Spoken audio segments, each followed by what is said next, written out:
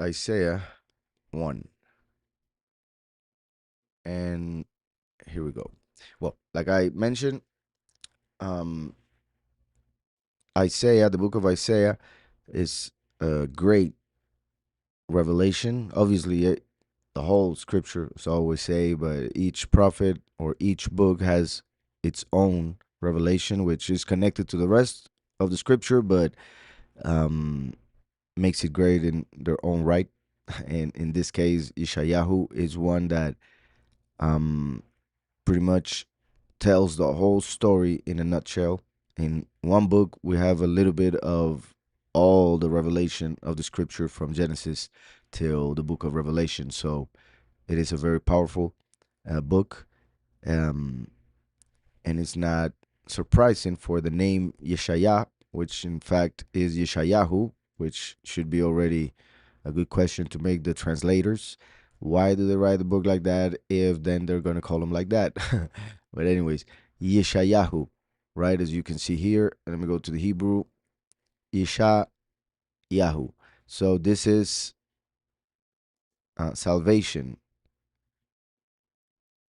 or we could say he will save. Who? Yahoo. So Yahoo will save. So this means he who is saved by Yahweh. And therefore, as you can see right here, let me copy this and bring it to the translator. If I write it here, you see how interesting that I write YishaYahu, the name of the prophet, as it is written in the Tanakh. The Hebrews write it like that, and I mean not only the letters, but the vowel points, right? And you see how the translator is saying Jesus Christ, right? Because it has the components of the name of the Messiah, the true name, of course, not Jesus, the true name of the Messiah, which would be Yahu, right? You see this right here is this right here. You see how now it changed it to Isaiah? So you see the same letters right there. And then we have this. If we copy these two, Shin and Ayin, we have the Shua.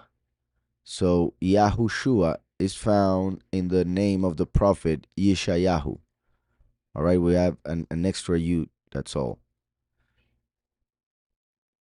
And that extra yud could be seen as each hand of Mashiach on the cross being nailed for the revelation to be given, for everybody to see as he died. And everything that I just said while selecting the letters is because each letter represents each of the things that I mentioned. So, as I was saying, the fact that the name of the Messiah can be seen in the name of the prophet, or the fact that the name of the prophet is pretty much the name of the Messiah backwards, Yahu, in this case, Shua, um, because of the pronunciation of that word in the name. So that shows how important this book is, because it is to show the plan of Yahweh, the revelation of his son, and that is why one of the main prophecies about the Messiah, well, not to say several, but one of the main prophecies about Messiah and most important ones is found in the book of Isaiah.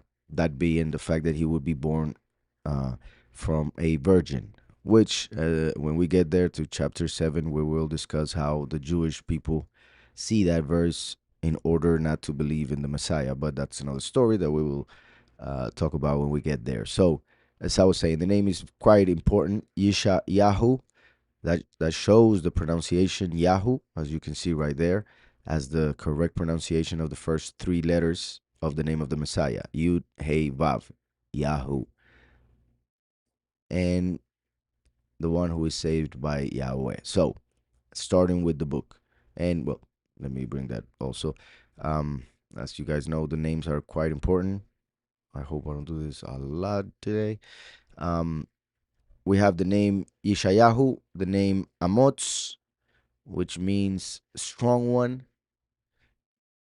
Then we have Yahudah, which means he who praises Yahweh. You see how they switched it from Yahu And here they have Yehu. So that is a change that they make when the same exact letters appear at the beginning. Why did they make that change? They claim it has to do with the way you conjugate the verb, which makes no sense because it means the same here as it means here. So why would it be pronounced here different than here? It is because they added the E of Elohim for you to pronounce Ye instead of Yah. To pronounce Ye instead of Yah, which is the name of the Father. The first part, of course. Then we have the U of the Vav, which they added here, but sometimes they don't. Sometimes they change the U for an O. But still, you can see how they change the name. So why do they change the this three letters, the pronunciation of them, when they appear at the beginning of the name? Because that is the case when it comes to the name of the Messiah. And he said, I come in the name of my Father, and you do not receive me. When somebody comes in his own name, him you will receive. So the Pharisees, they prohibited the disciples to preach, to teach about the name, as it is written in the book of Acts, to teach the name of the Messiah. So what they did was to change the pronunciation first, and then it continued to change through the centuries until they created the false name of an idol called Jesus. But the true name, as we know, is Yahushua. So this should be Yahudah, Yahudah, he who praises Yahweh. And just to show that they are the same exact letters as I showed here, Yud, Hey, Vav, and then we have Yahudah right here, Yud, Hey, Vav. All right, same letters, but they put different vowel points for you to pronounce it differently. And Yerushalayim, which means the instruction of Shalom, the instruction of peace, or also he who provides peace. In the days of Uzziyahu, we have another Yahu right here. My strength is Yahweh. Yotam, which if I'm not mistaken is perfect, complete. Ahaz, the brother of strength. Chizkiyahu, he who is strengthened by Yahweh. Another Yahu right here. And he says sovereigns of Yahudah. So let me go real quick to the blue letter Bible. So I'm going to open the names, each of the names, the meanings of the names from the concordance, so that then we can read the meanings one after the other. As you guys know, Yahweh always reveals stuff regarding the revelation of the chapter or the end times mainly through the names that he chooses to put on a verse or a chapter. In this case, it's just the first verse, and we have here 1, 2, 3, 4, 5, 6, 7, 8, 9, 9. However, one of them repeats, which is Yahudah. So 8 names, which as you know represents a new beginning. So in the I'm sorry, I said one more. 1, 2, 3, 4, 5, 6, 7, 8. 8 and one repeats. So that would be 7. Completion. And the one that repeats, that's interesting because it would be the 8th. The 8th that repeats is Yahudah. So it makes a new beginning through the one that repeats. And that's interesting with something in the book of Revelation or the book of Micah. As you guys know, the beast will appear and it will have 10 horns, as Daniel explains. And then one little horn will come out and 3 of the previous one will be ripped away. So there will be 7 with an 8th horn. And in the book of Revelation, it says that they are leaders, that they will separate the world in 10 regions, each region for each of the 10 horns. Then the little horn will come out and 3 of them will be taken out. And scripture says that the 8th is one of the 7. And that's interesting because remember how I have explained Micah 5:5, where it says that the last comes with 7. So that's why the enemy copies that, and the beast comes with 7 leaders by his side. So the last comes with 7, and an eighth then appears, which, as I have explained, depending on how you interpret it, it can be seen as Eliyahu or that same one. As in this case, we are seeing Yahudah being repeated here as if he was the same one that has to come to make a new beginning. So it's interesting that is Yahudah, the name that repeats, because we know Yahushua came from Yahudah. Yahushua the first came from Yahudah. So in a way, my point is that 1, 2, 3. Here, as if it was Yahushua who came from Yahudah. Remember that in Yahushua there is no Greek nor Yahudi. We are all one. We are the body of Mashiach, and Mashiach is a Yahudi.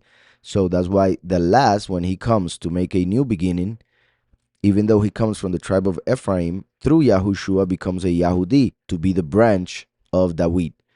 So I find interesting about these 8 names here, and one repeats. So they are 7 as completion. But then the third is also the 8th. And that is because through the first and the last, we are taught how to praise Yahweh, which is the meaning of the name Yahudah. But even more, when we see the meanings of all the names in order, we have that he who is saved by Yahweh is strong, and he praises Yahweh. They translated it not completely. They just wrote praised, but they are forgetting that it says who they praise, Yahu. So he who is saved by Yahweh, he who will be saved by Yahweh. Now also remember that Yahushua is the salvation. The last comes as a prodigal son. So he receives salvation, even though he is himself the Most High, for he said, I am the first and I am the last. But he prepared it so that when he would come as the last, he will receive salvation from the first. And in that way also, another prophecy is fulfilled regarding how Yahushua came so that everything would become subjected to him, but then he would himself uh, be subject to Yahweh. So that's what pretty much happens when uh, Yahweh manifests as the last or the second manifestation. So, as I was saying, he who will be saved by Yahweh is strong. He praises Yahweh.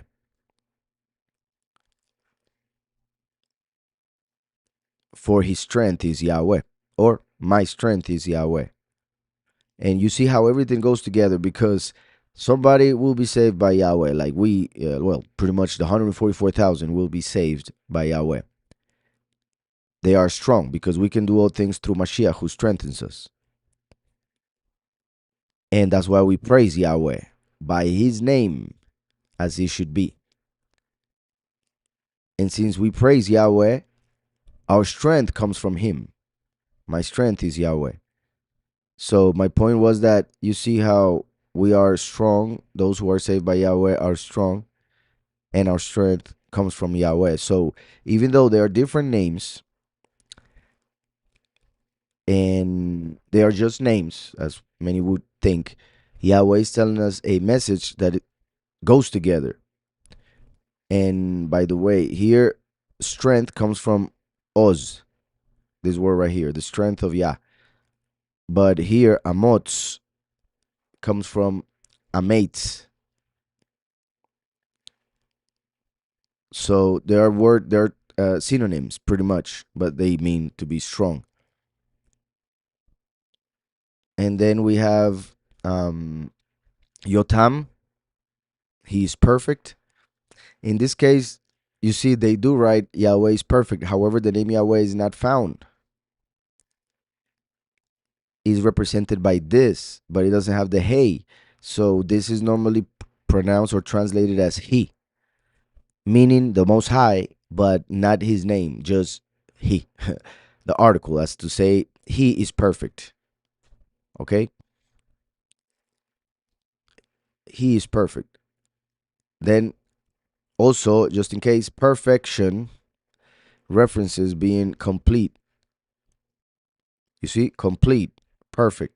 When something is complete, is then perfect. Like for instance, you buy something and it's full, but as you start using it, it stops being perfect because it's missing part of it. So when we become whole through Mashiach, he makes us perfect. And remember that perfection will be reached until we are transformed. Yahweh tells us to be perfect, so we can be perfect. But since we are in a reality of time and change, we may be perfect today, but we may not be perfect tomorrow. But we will be perfect forever when the transformation happens. I hope that's understood. So we are to be perfect. We are supposed to act every day trying to seek perfection, to get to perfection. And sometimes we will be able to act perfectly. Sometimes we will fully or completely do what we need to do. And if we do something in its complete sense, then we are making something in a perfect sense, right? I hope that's understood. Now, remember that the last, interestingly enough, comes from Yosef, as in Yosef, which means he gathers.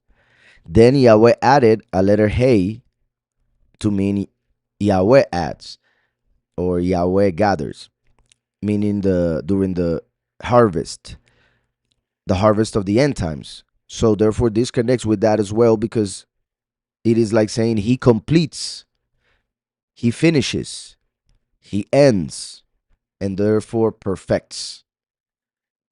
Then we have Achaz, which is he has grasped. I mentioned brother of strength because here we have Ach, which is brother, and As, which is this right here. The Ayin and the Zain, which is strength. So my point is that even though the name originally means he has grasped, can also be interpreted as the brother of strength.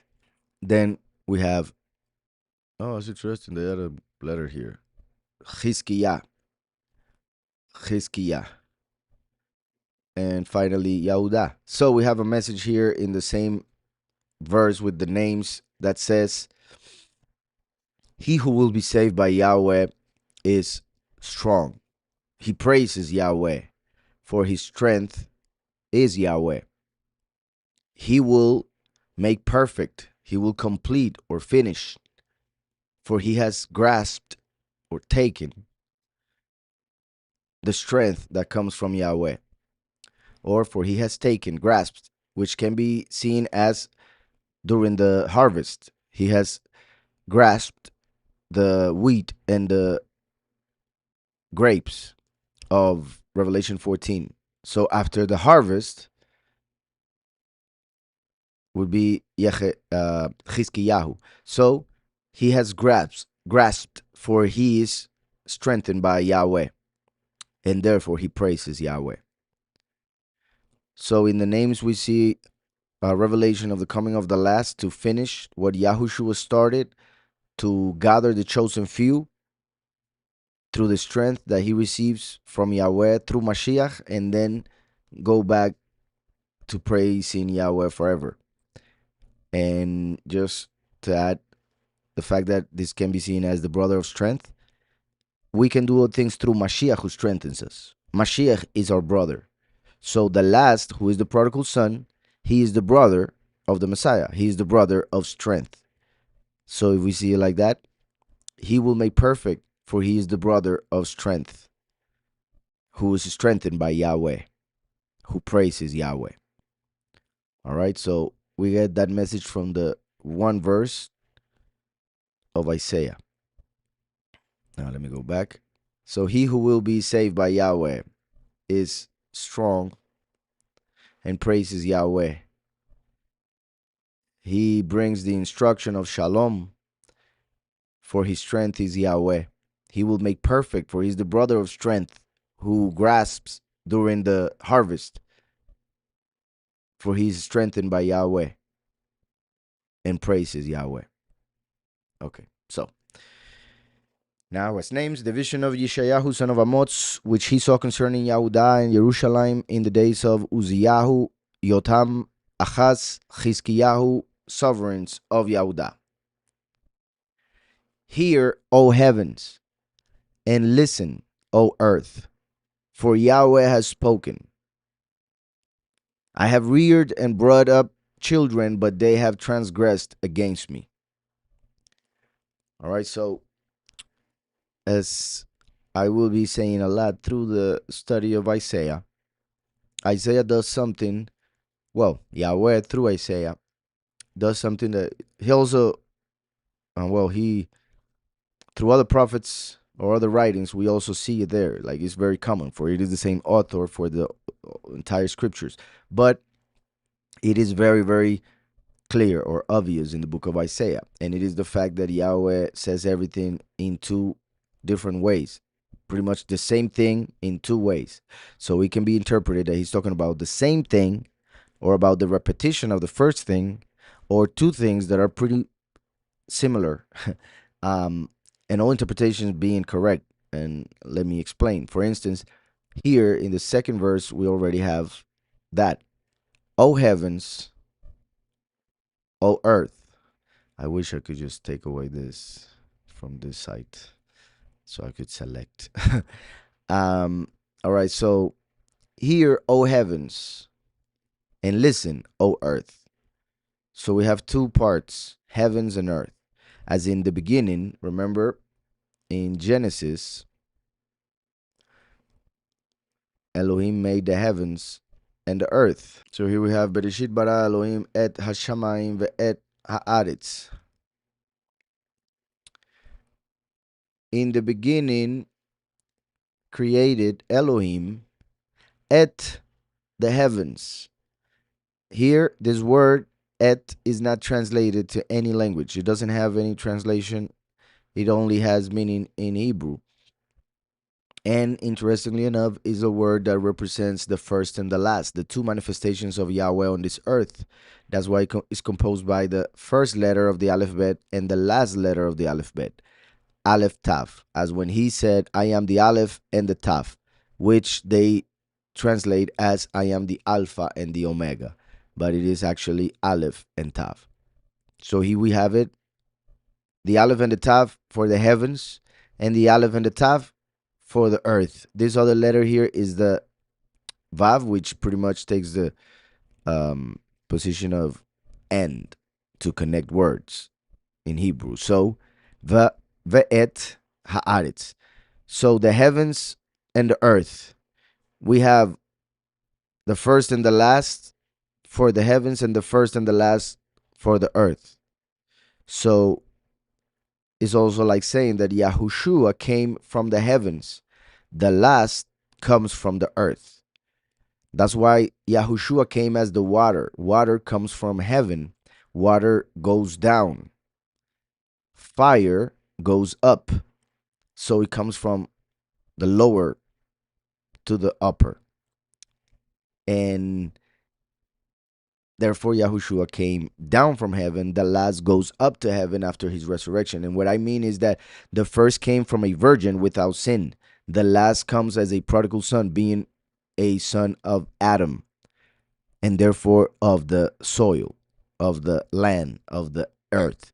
So the fact that Yahweh says it this way and he speaks everything in two different ways is because, as I always say as well, in Deuteronomy, Yahweh says, I am one. Well, not like that. It is written, Yahweh is one, right? Yahweh echad. Yahweh is one. But when he created, even though he is one, when he created, he did it through the letter Bet. The letter Bet is the second letter of the alphabet, and it has the numerical value of 2. As you guys know, we have a website which most of it is in Spanish, but you guys can, well, there's a part in English here if you go to Yahweh and then the way. but in the part of El Camino, which is the way in Spanish, you can go here to the calculator of Gematria. Oh, don't tell me it's not working again. I have to talk to Medes once again. All right, so it was working, not anymore. What I wanted to show is how, well, I have another way of showing it.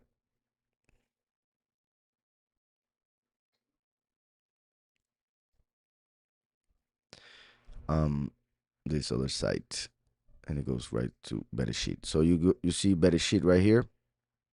Oh well, yeah, it's not gonna work. Now that I think about it, but it doesn't matter. So the point is, the letter Bet is the second letter of the alphabet, the Hebrew alphabet, and it has a numerical value of 2.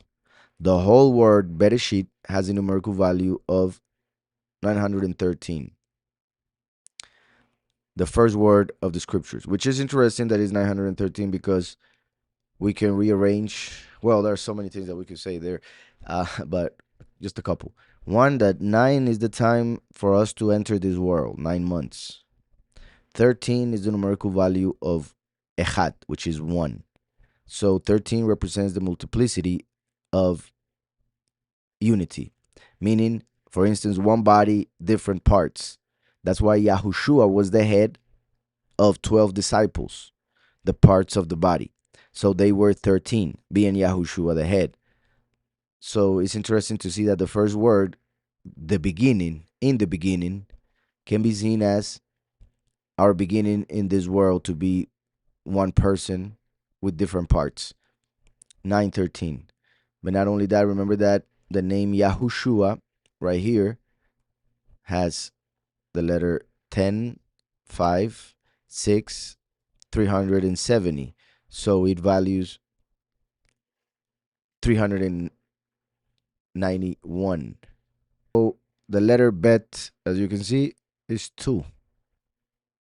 2. But before I go back to that, remember the name Yahushua. Ah, my bad. Yahushua, we get here. The name Yahushua has the numerical value of 391. So you see, if we see this as single numbers, it's just another way of seeing Bereshit.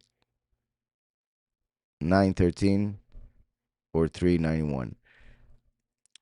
And as you know, we can see also the sacrifice of Mashiach in just this word, because this means son in Aramaic. This is the first letter. So the son who came first, this is consuming fire. So it would represent, and also change. So it would represent going from life to death, right? The change, or being destroyed, being killed. So the son who came first was killed after fulfilling the works of Yahweh, the commandments, on the cross. Remember that the letter Tav originally is a cross.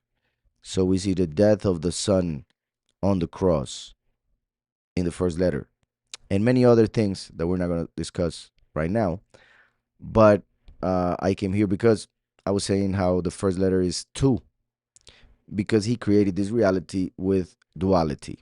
Yahweh is one. So when he created something other than himself, not that he created himself, but other than something to exist other than himself, through his power, he created duality. He created time and space, as represented by the first word, beginning, time, and then heavens, that's space. So he created time and space, 2 parts. Now going back here. Hear, O heavens, and listen, O earth. So this is like talking to, obviously, the entire creation, to the angels and to humans, to the manly part and the female part, to up and then down, and many other ways in which we can see this. One being fulfilled through the first, and the other one through the last. As we will see, for it is in the book of Isaiah that Yahweh reveals himself as the first and the last in 3 different occasions. while in Deuteronomy, Yahweh says, I am one. In Isaiah, he says, I am the first and the last. But then in Zechariah, he says that he will be one. So that means that he is one originally, but when he comes to manifesting in this reality, he had to become two, first and last, because this is a reality of duality. But after this reality ends, he will be one once again for eternity, as Zechariah 14:9 says. So, hear, O heavens, and listen, O earth, for Yahweh has spoken. I have reared and brought up children, but they have transgressed against me.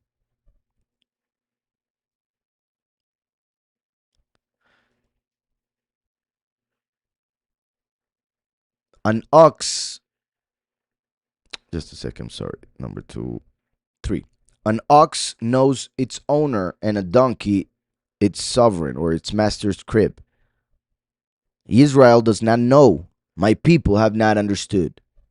We see it here again. An ox and a donkey. Israel and my people. Not know, not understood. Owner, master. Right? So everything in two different ways, because of the two different ways in which he would manifest on this earth. For he would come first as a priest and then as a king. In verse 3, let me see a couple. He knows the ox, his owner. So the ox knows his owner. Now, here, ox, shor, that is a representation of the last. For many reasons. One of them, the last is a descendant of Ephraim, the tribe that came from Joseph, as it is promised in many parts of scriptures. One of them, Genesis 49. And in Deuteronomy 33, yeah, Ephraim is represented by an ox. So let me show you here. There's something beautiful in that. Well, many things. I always say, every time I'm trying to say how beautiful one verse is, I feel bad about the other verses, feeling jealous because they're all great. Let me see. Deuteronomy.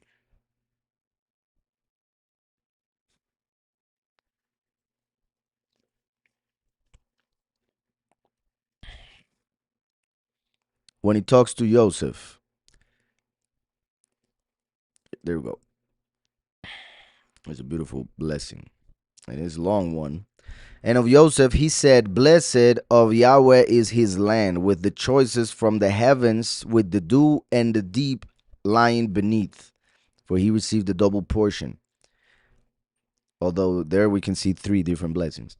With the choice fruits of the sun, with the choice yield of the months, with the finest of the ancient mountains, with the choicest of the everlasting hills, with the choicest of the earth and all that fills it, and the good pleasure of him who dwelt in the bush. That is amazing, because he's talking to Joseph, and then he refers to the bush, the burning bush, seen by Moshe, who was not of the tribe of Joseph. He was the tribe of Levi. But why does Yahweh makes a connection here between Moshe, who spoke to Yahweh through the burning bush, and Joseph? Because the descendant of Joseph is the one prophesied to be the prophet like Moshe. So that's why when talking about the blessing for Joseph, referring prophetically to the coming of the last, Yahweh references the burning bush of Moshe. And on the crown of the head of him who was separate from his brothers. I'm sorry. Good pleasure of him who dwelt in the bush. Let it come on the head of Joseph and on the crown, because he's the one who comes as the king, of the head of him who was separate from his brothers. And here, the crown of the head obviously means the highest part of it, but is mentioned in crown. His splendor, here it is. His splendor is like a firstborn bull, and his horns are like the horns of the wild ox. You guys have heard some of you guys have heard my song The Ox, in which I talk about all of this. And I actually use this verses, this blessing at the beginning, but is in Hebrew, just in case you don't understand it. It's in Hebrew at the very beginning, is this same blessing. His splendor is like a firstborn bull, and his horns are like the horns of the wild ox. I think I write the blessing, I put the blessing, I add the blessing to the song in Hebrew at the beginning and in English at the middle. I don't remember that well. With them, he pushes the peoples of the ends to the ends of the earth. And they are the 10,000s of Ephraim, and they are the thousands of Menashe. So this represents the many and the few, which the last who comes from Joseph gathers during the harvest. Now, also, Ephraim and Menashe can be seen as the two witnesses, a representation as one horn each to gather all in the world. And to those who are my closest, um, I want to show this. I love it. Here it says Bechor Shoro. Bechor Shoro, which is the firstling or the firstborn of his ox. And this is one of the reasons why I want the Torah code, because this is part of what we can find in the Torah code, although this is like way too simple. Um, you see here between these two words, we find that word. All right, so going back to YishaYahu. So the ox you see right here, so that would represent the coming of the last. And how did Yahushua enter into Jerusalem during the 10 of Aviv? He entered on a donkey, as he was prophesied in the book of Zechariah. So, as it says here, an ox knows its owner. That would be a representation of the last realizing who is the Most High, because he would come as a prodigal son. And a donkey is master's crib. Just like, obviously, the fact that Yahushua entered on a donkey was to represent his humility, being a judge and being a king, because in those times, kings and judges would ride on donkeys. Horses were more for war. So that's why the last comes on a horse, because he comes to make spiritual war. Yahushua came on a donkey because he came to forgive, not to kill, not to destroy, not to make war. Although he came to leave the sword for the last to come and take it to make war.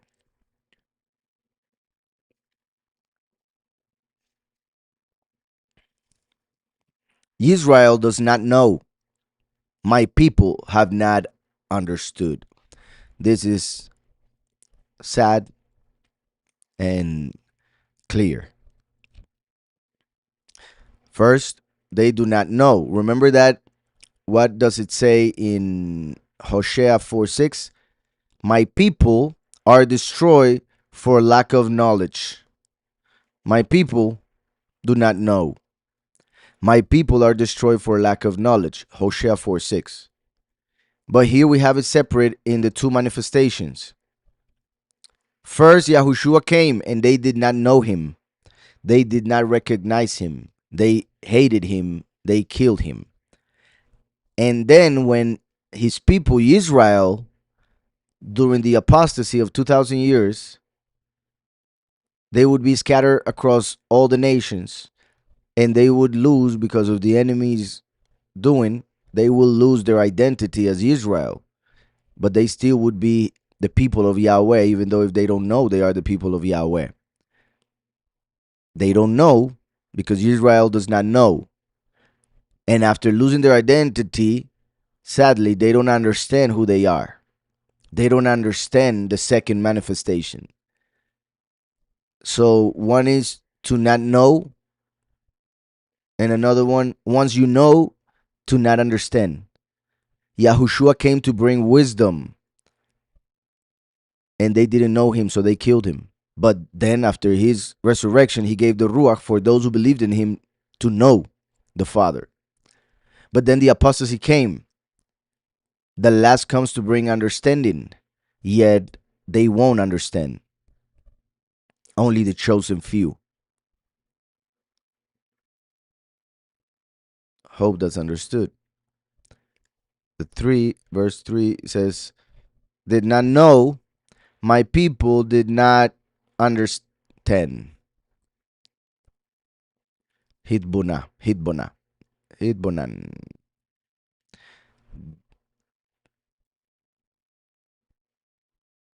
So, um, okay, Alice, sinning nation, a people loaded with crookedness, a seed of evildoers, sons acting corruptly. Sinning nation, 1. People loaded with crookedness, 2. A seed of evildoers, 3. Sons acting corruptly, 4. This 4 things mentioned here, like the 4 levels of interpretation, the 4 worlds of creation, but in this case, since all things are bad, it pretty much refers to the 4 levels that the people went down through their sins, as it is also represented in the book of Jonah. When Jonah is called by Yahweh, he goes the opposite direction, down to Tarshish. Then he goes down into the boat, and then in the boat down to sleep. And then they throw him down into the sea, and then the fish eats him, and he goes down into Sheol.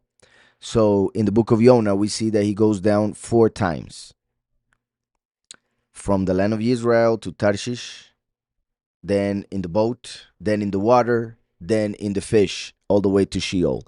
So that is a representation of the 4 levels, 4 worlds of creation, but now as the 4 worlds of destruction. The same number of levels, but in opposite direction. So,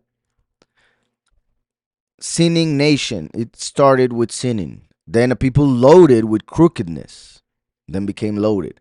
A seed of evildoers, since they became loaded, when they put their seed, their children were evildoers and became sons that acted corruptly.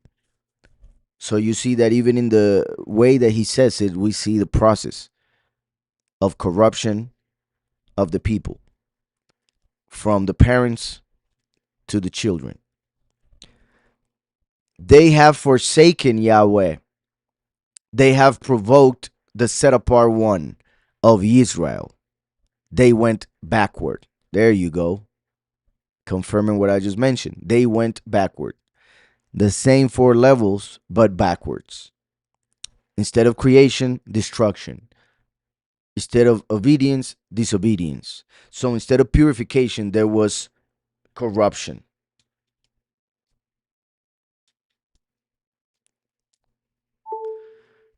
They have forsaken Yahweh. As we know, Yahushua came to teach the name of Yahweh because they had forsaken him. And then they have provoked the set apart one. They killed the Messiah. They reject the true doctrine, and they will reject the last one. In fact, the fact that the last one testifies of Yahushua the first. As we know, Yahushua was set apart from sin, from death, from wickedness, from all that is darkness. He was set apart, and they killed him, going backwards. For he is the way, yet they decided to go the wrong way.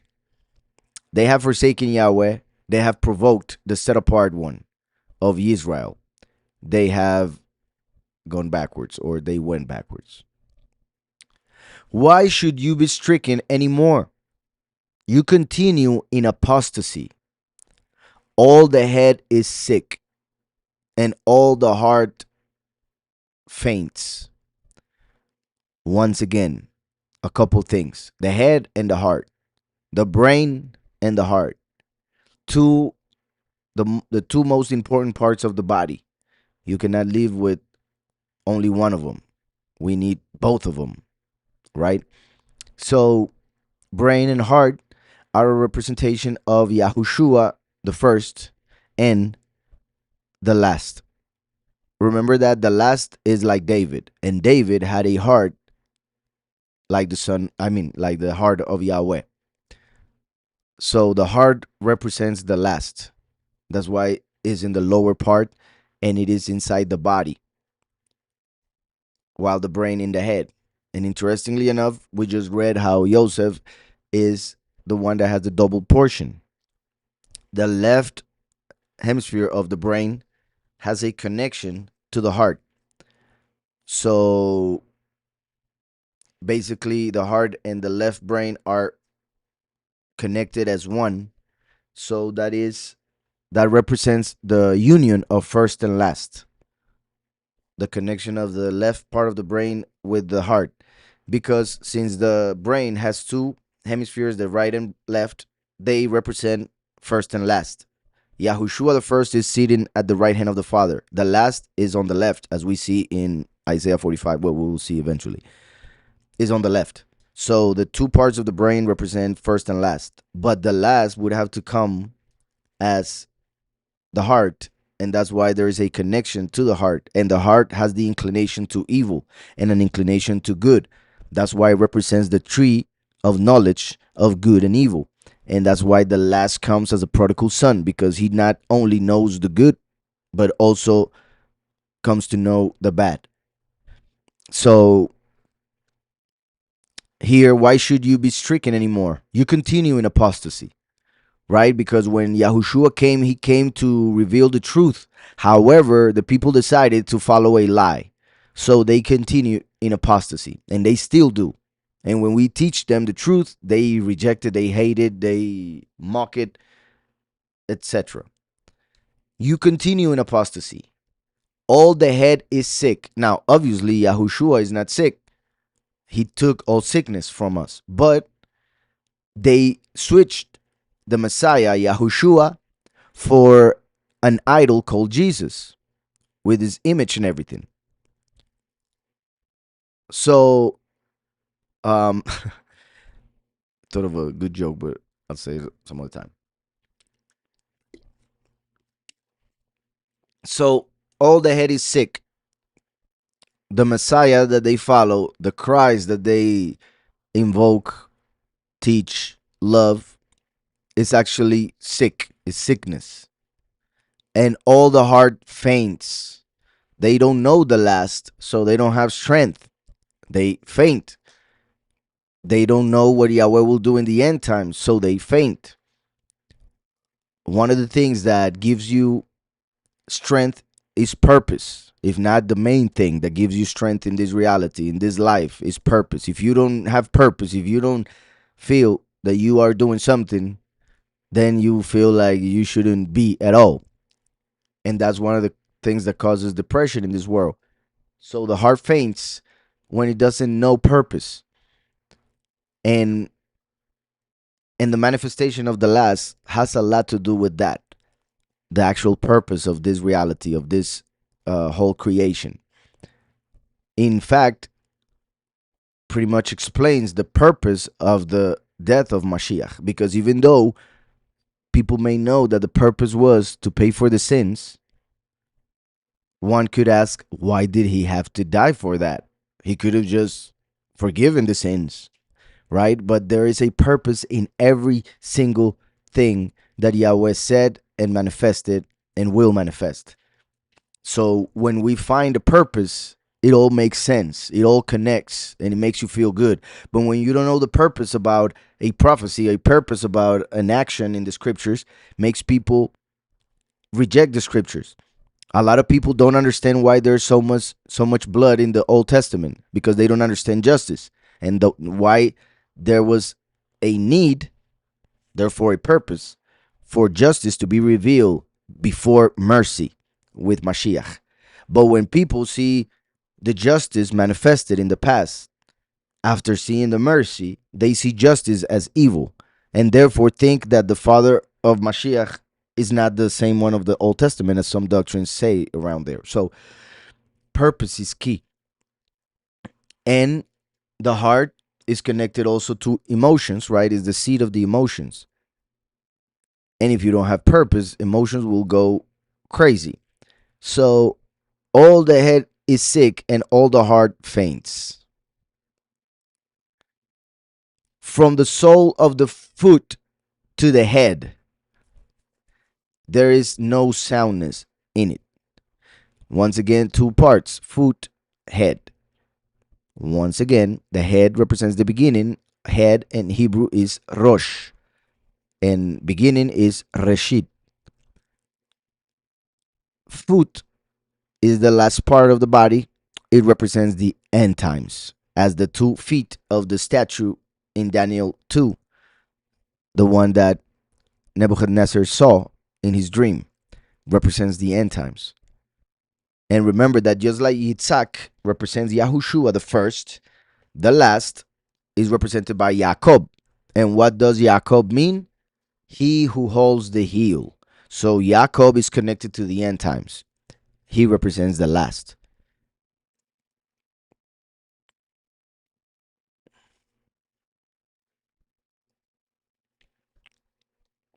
Mikav, Mikav Regel, meaning from the um the foot, but saying um the sole, yeah, the sole of the foot.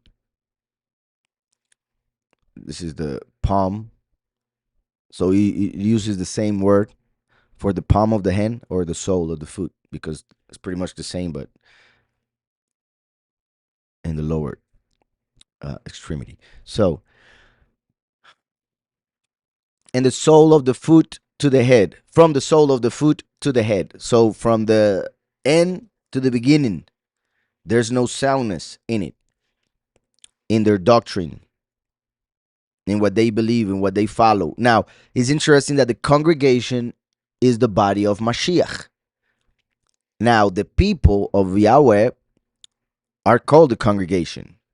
Now, when I say the congregation nowadays, I focus more on Philadelphia, which are the chosen few.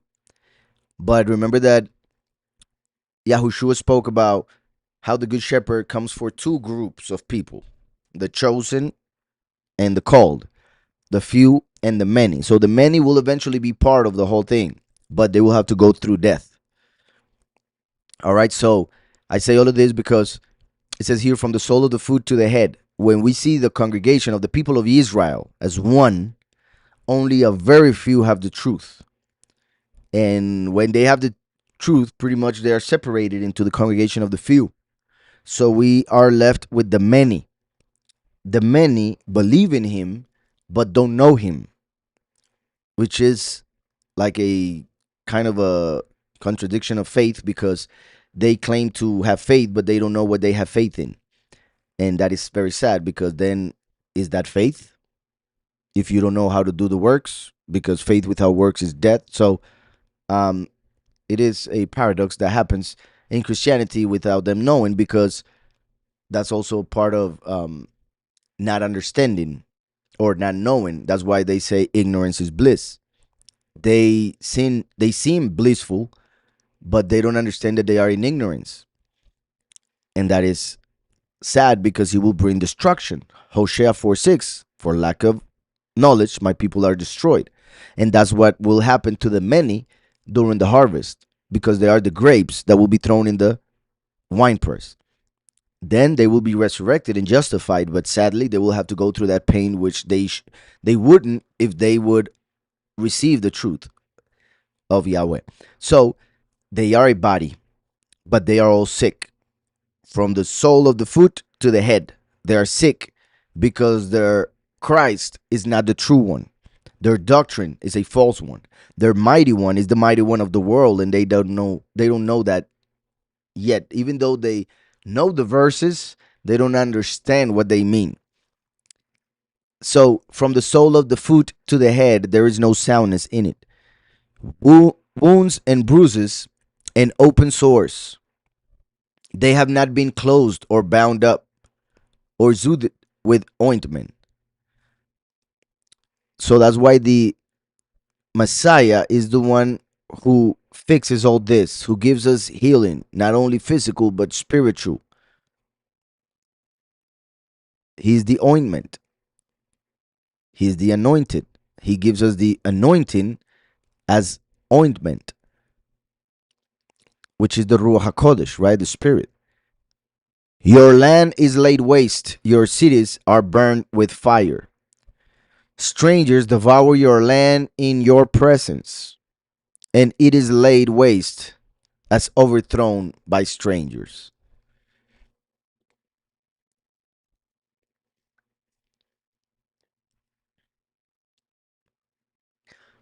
And till this day, that is the case.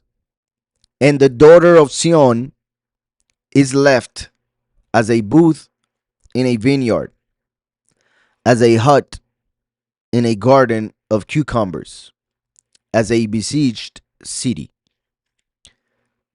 And the daughter of Sion is left as a booth. Verse 8.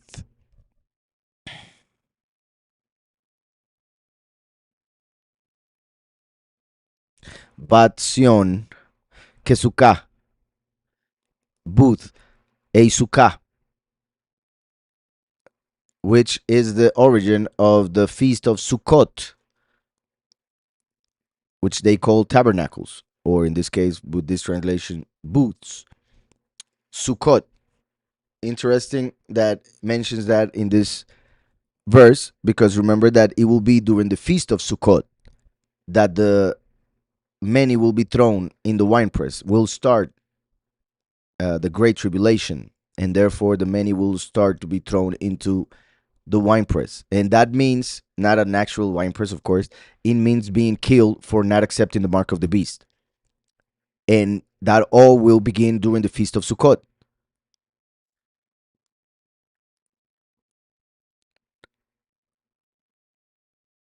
Then it says Kimeluna, and then Keir as a city,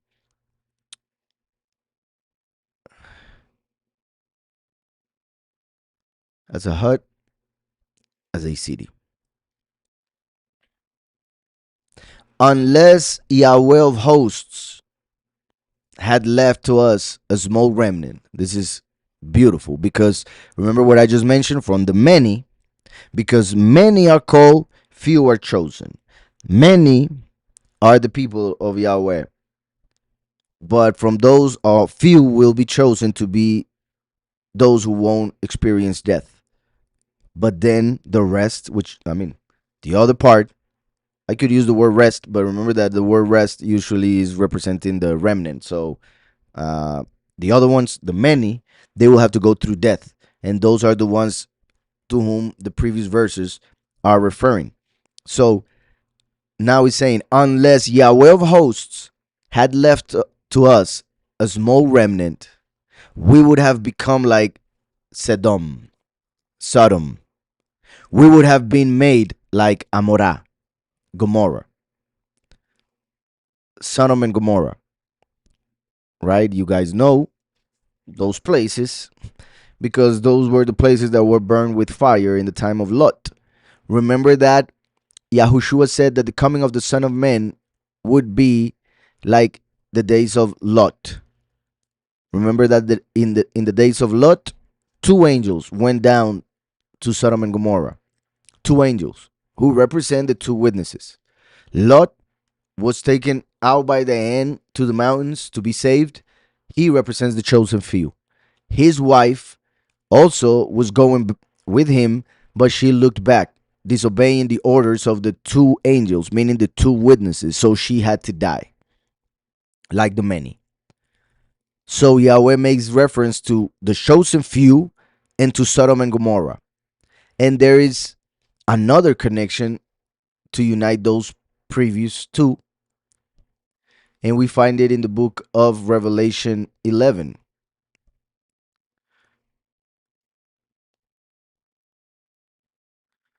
where it says, referring to the two witnesses as the two olive trees, it says, when they have entered their witness, the beast coming up out of the pit of the deep shall fight against them and overcome them and kill them, and their dead bodies lie in the street of the great city, which spiritually is called Sodom. Spiritually is called Sodom. So they killed the two witnesses in a spiritually place similar to Sodom, which we know is in Jerusalem, because it says where also our sovereign was impaled, right? So he reveals that Jerusalem spiritually would be like Sodom, because the days of the Son of Man would be like the days of Sodom and Gomorrah, the days of Lot. Now, if we go back here, unless Yahweh of hosts had left us a small remnant, the 144,000 of Revelation 7 and Revelation 14, we would have become like Sodom, which Israel did, the many. We would have been made like Amorah. Hear the word of Yahweh. Hear the word of Yahweh. Remember that Yahushua is the word of Yahweh.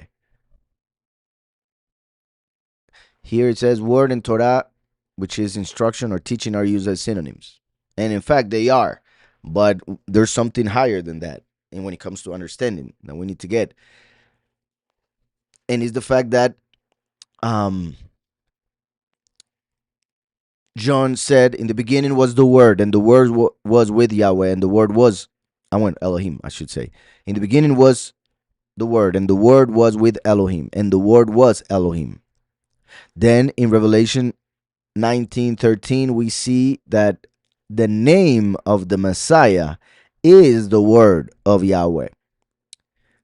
So now the Torah has words of Yahweh. Of course, Yahweh, through his word, Yahushua, inspired or wrote the Torah, the teaching, the instruction. And that's why Yahushua, as the word made flesh, fulfilled the Torah. He fulfilled all the commandments. However, my point is that before connecting it to the Torah, the teaching, the scriptures, we need to understand that it refers to his name. So here, the word of Yahweh could also be interpreted as here the name of the Son of Yahweh, who fulfills the teaching of Yahweh, who fulfills the commandments of Yahweh, so that we can also fulfill them. Because remember that faith comes through hearing, and hearing the word of Yahweh. So how important that it says, hear the word of Yahweh.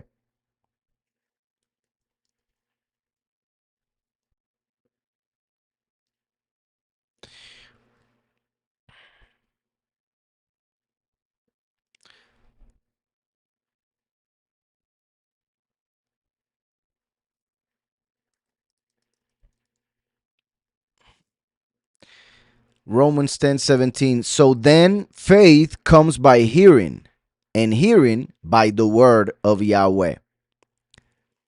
So that's why we are told here, hear the word of Yahweh, you rulers of Sodom. So he's not talking to actual Sodom, because it had been destroyed long ago. He's talking about Israel, Jerusalem, to whom he was talking previously. Hear the word of Yahweh, you rulers of Sodom. Give ear to the Torah of our Elohim, you people of Amorah. So you see, that's why this explanation here. But remember how I explained the fact that Yahweh says everything in two different ways to refer to his two manifestations as first and last. So first as the word, first as Yahushua HaMashiach, with the name that has the name of the Father. That's why it's the word of Yahweh. Hear the word of Yahweh. Hear the Messiah, you rulers of Sodom.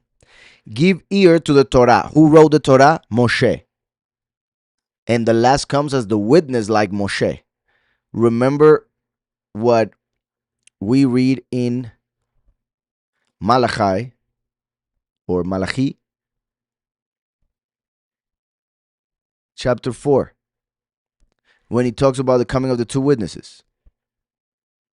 Remember the Torah of Moshe. It doesn't say the word of Yahweh. It says the Torah of Moshe. So the word of Yahweh refers to the first manifestation, Yahushua. The Torah of Moshe refers to the second manifestation, the witness like Moshe, to give testimony of Yahushua. So remember the Torah of Moshe, my servant, which I commanded him in Horeb for all Israel, laws and right ruling.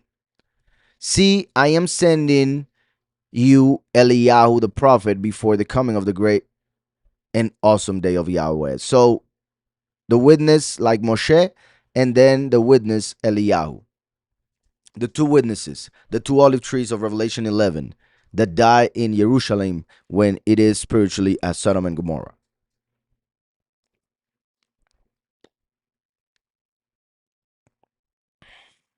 So here the word of Yahweh refers to the first manifestation, accepting him.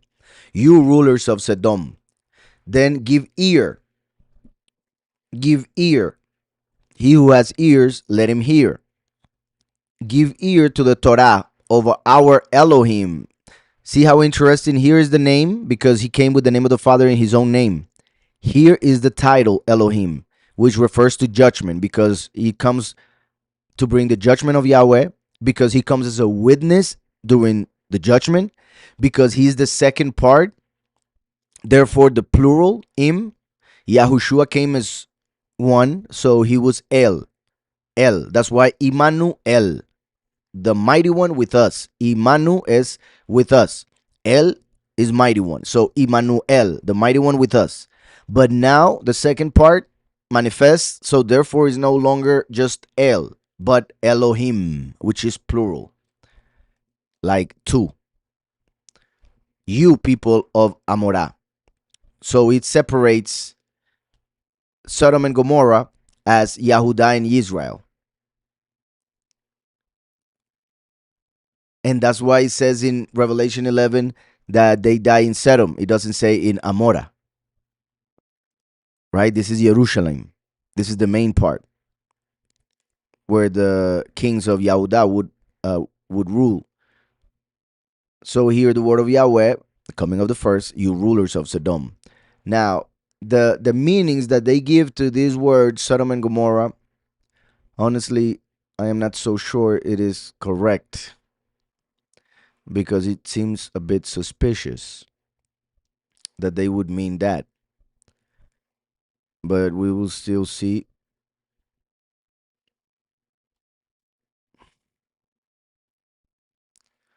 It says here, you rulers of Sodom, you people of Gomorrah. Sodom, burning, Amorah, submersion.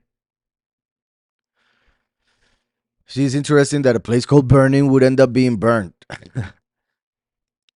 So it makes me suspicious of the translators or those who wrote the concordance if they maybe gave that name to it or that meaning to it afterwards, after its destruction, right?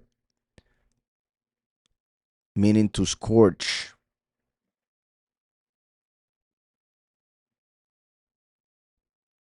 Hmm.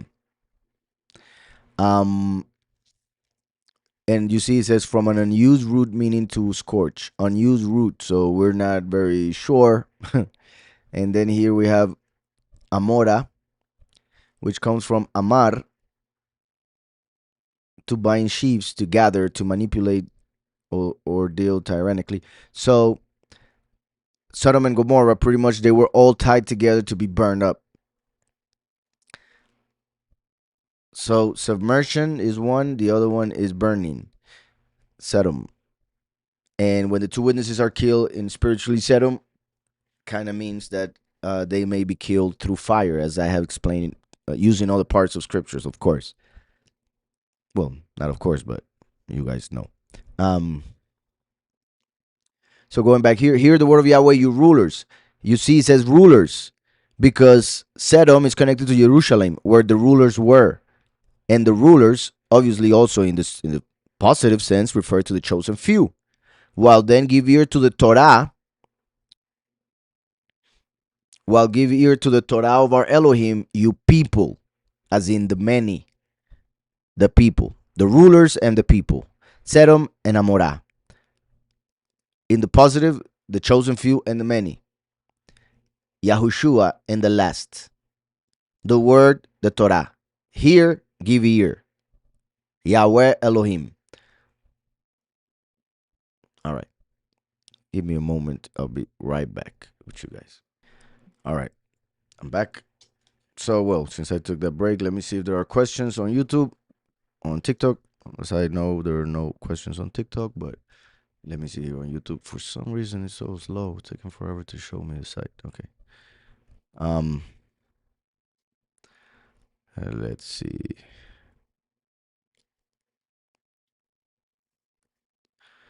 Mr. Steve says Isaiah 52:10.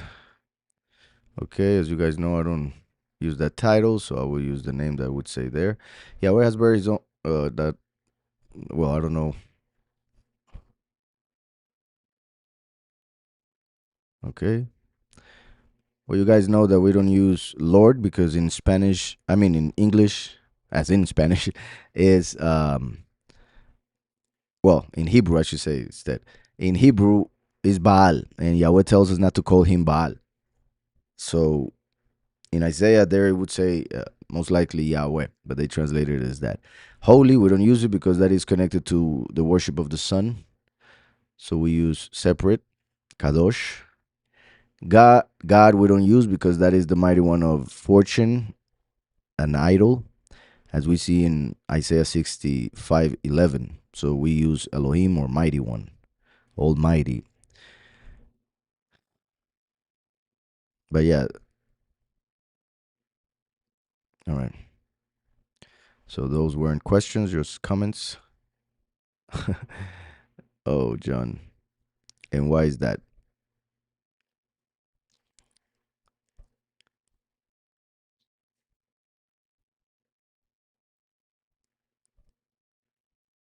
Thank you, Metis. I don't know. I guess it's my computer.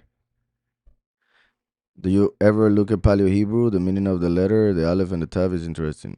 Yes, I do.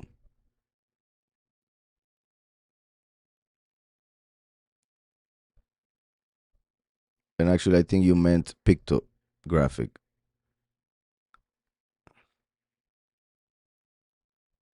That's right, David. Love that line. Yeah, it's going to be wonderful to be together.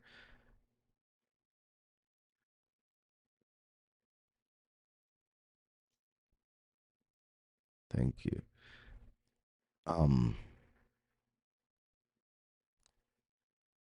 Okay, let me see what else.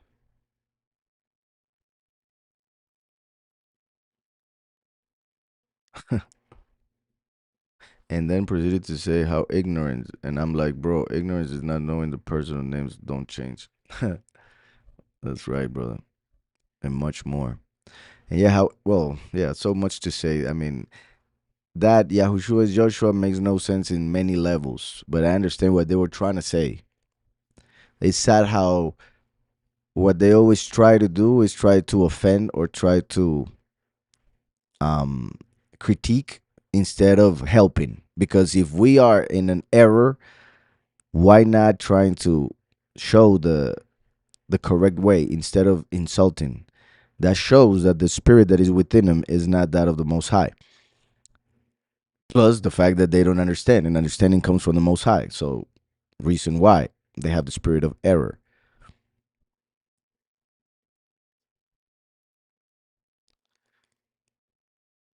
Said you made a great comment yesterday when I said 62 how the nations will see. That's why they believe, but we need to hear, and how the sense of hearing is connected to the sense of balance. Can recall exactly. Yeah, I mean, I said more, but that's pretty much the point. Yeah, balance is in the ear when it comes to the body.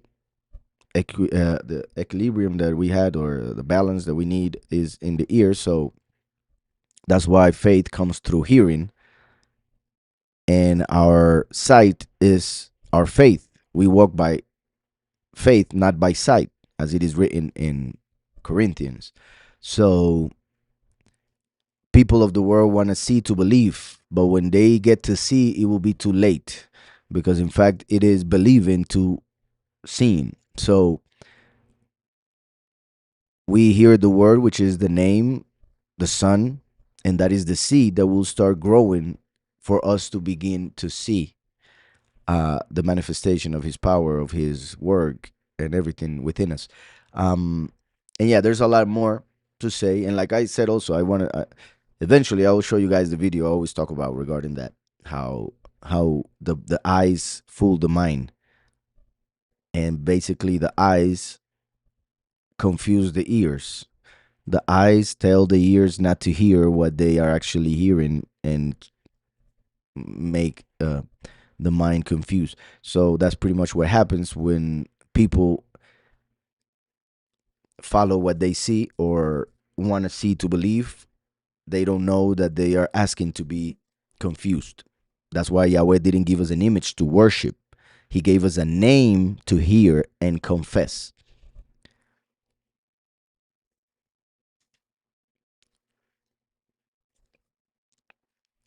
That's right, Ed. Exactly. That's right, Deborah. Oh, my brother Roger, it's going to be amazing to be able to meet you in person finally. Yeah, I can't wait. All right, so let me go back since there are no questions.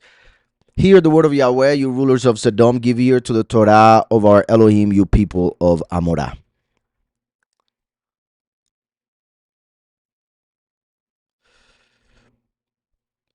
Of what use to me are your many slaughterings? I love these parts of scriptures when he's trying to make us understand. And I say trying because people still don't. Mainly those who are stuck in the letter and stuck in the Old Testament. The Old Testament is necessary, well, that's why we're reading it, and it's amazingly powerful. However, without the new one, we have no understanding. We don't get the wisdom that we need to receive from the words of the Tanakh. So people think that Yahweh wanted the, okay, how to put it? I don't want to confuse anybody either, but the sacrifices of animals were not performed for Yahweh. Yahweh doesn't need anything from us. However, we needed the representation given in the sacrifices for us to understand the sacrifice of Yahushua and the two witnesses, for instance. So it was needed for our understanding because this is a world of images. So we needed an example that people could see in order to understand what Yahweh would do. But people got stuck in the sight, got stuck in the image, and they thought that was it, not understanding that it was just a figure of things to come, as a metaphor, as a shadow. So, on the other hand, in the spiritual hand, the angels do get, we could say, energy or power from the sacrifices. So, before the sacrifice of Mashiach, Yahweh allowed them to be performed for our teaching, our instruction, but also for the angels. Yet some angels wanted the worship for themselves, not just the food, in a way to put it, right? And when I say food, I mean the smoke that would go up from the sacrifices, the fat that they would burn, the blood that will spill. All of that, since the animals were living creatures, when they were dying, that power would emanate from them. And that's what entities would get energy from them. Now, there's a difference between the sacrifice performed by the Israelites in the temple and the sacrifice performed by the Gentiles, in the sense that the sacrifice by the Gentiles were directly performed to for demons. They were given those things to demons, as it is written. But when it comes to the Israelites, they were doing it to Yahweh. However, angels were in charge of those sacrifices, and some of those angels fell. So ended up being sacrifices for fallen angels. Um, and there's a lot more to say regarding that subject, but we will, the more we read, we will find more and more verses regarding that, and I will give more explanations about it, because I know that some get confused with that. I actually got a question regarding that yesterday, so this verse comes right in time. So, of what use to me are your many slaughterings. So he's saying it right there. What do I need that for? I don't need it. Okay, so that means that there is an entity that does need them, and it means that there was a need for them to happen when it comes to humanity, meaning they would teach us something. But when you think with reason, logic, there is no way that an animal can pay for a human. In fact, we could say, because there's a hierarchy, right, of animals. So a crow could not pay for an eagle. They are different. So you need an eagle to pay for an eagle, a crow for a crow, a dove for a dove. So if you needed to pay for humans, there was a need for a human to be without sin and to die in order to pay for all the sin of humans. So remember that angels were the images from which animals were created, just like Yahweh, his son Yahushua, is the image from which humans were created. For he said, let us make man in our image and our likeness. And in other books that were taken out of scriptures, we find that the angels have the image that was then passed on to the animals. So animals were created in the image and likeness of the angels. The biggest percentage of angels, because there's a category of angels that has the shape of a human. They are called the Ishim. But other than those angels, the rest are like animals or even more weird. Like you guys know, there are very weird angels that are mentioned in the scriptures, like full of eyes and an angel that is a wheel, stuff like that. So I was saying all of that because then an animal represents an angel, and that is why angels could feed from the sacrifices of animals, not eating like men do, but in a spiritual way through the energy that comes out, frequencies, and so on. So, of what use to me are your many slaughterings, says Yahweh. Well, declares Yahweh. I have had enough of ascending offerings, of rams, and the fat of fed beasts. I do not delight in the blood of bulls, or of lambs, or goats. Yahweh is being clear. And I would have loved, and eventually we will see, hopefully, how Isaiah said this, to whom he said it before writing it and everybody having it, how the priests took it, how the priests understood it, how they interpreted, and what they did and said regarding it in private among them. I really, really wonder because after Isaiah, they continue to sacrifice until Mashiach, and even after Mashiach a little bit. They continue doing sacrifices. So I wonder what they would think. Isaiah went crazy. What is wrong with him? We have the Torah, and the Torah says that the Levites have to do this. So that's why prophets would get killed because they would reveal a deeper meaning to the words of Yahweh, but the people wanted to remain on the surface. They wanted to remain in the image. They wanted to remain in the letter. They wanted to remain dead because remember that the spirit is what gives life to the letter. So if you only take the letter without the spirit, is like faith without works, death. So I have had enough of ascending offerings of rams. Remember that the ram represents the sacrifice of Eliyahu, one of the two witnesses, and the fat of fed beasts. Now these is talking in general. When it comes to humans, that will represent these would be the martyrs, right? Those who decided to give their lives for Yahweh, and they were fed. That's why they were able to testify. They were strong to give their lives. I do not delight in the blood of bulls. That is the last, the ox, the shor, as we just saw, the bull of Yom Kippur, or of lambs or goats. Lamb, the which is pretty much the son of a sheep, 1 year old. And remember that Yahushua is the lamb of Pesach and the male goat of Yom Kippur. So here, all the ones that are mentioned, Eliyahu, the martyrs, bulls, the last, and Mashiach, lamb or male goat.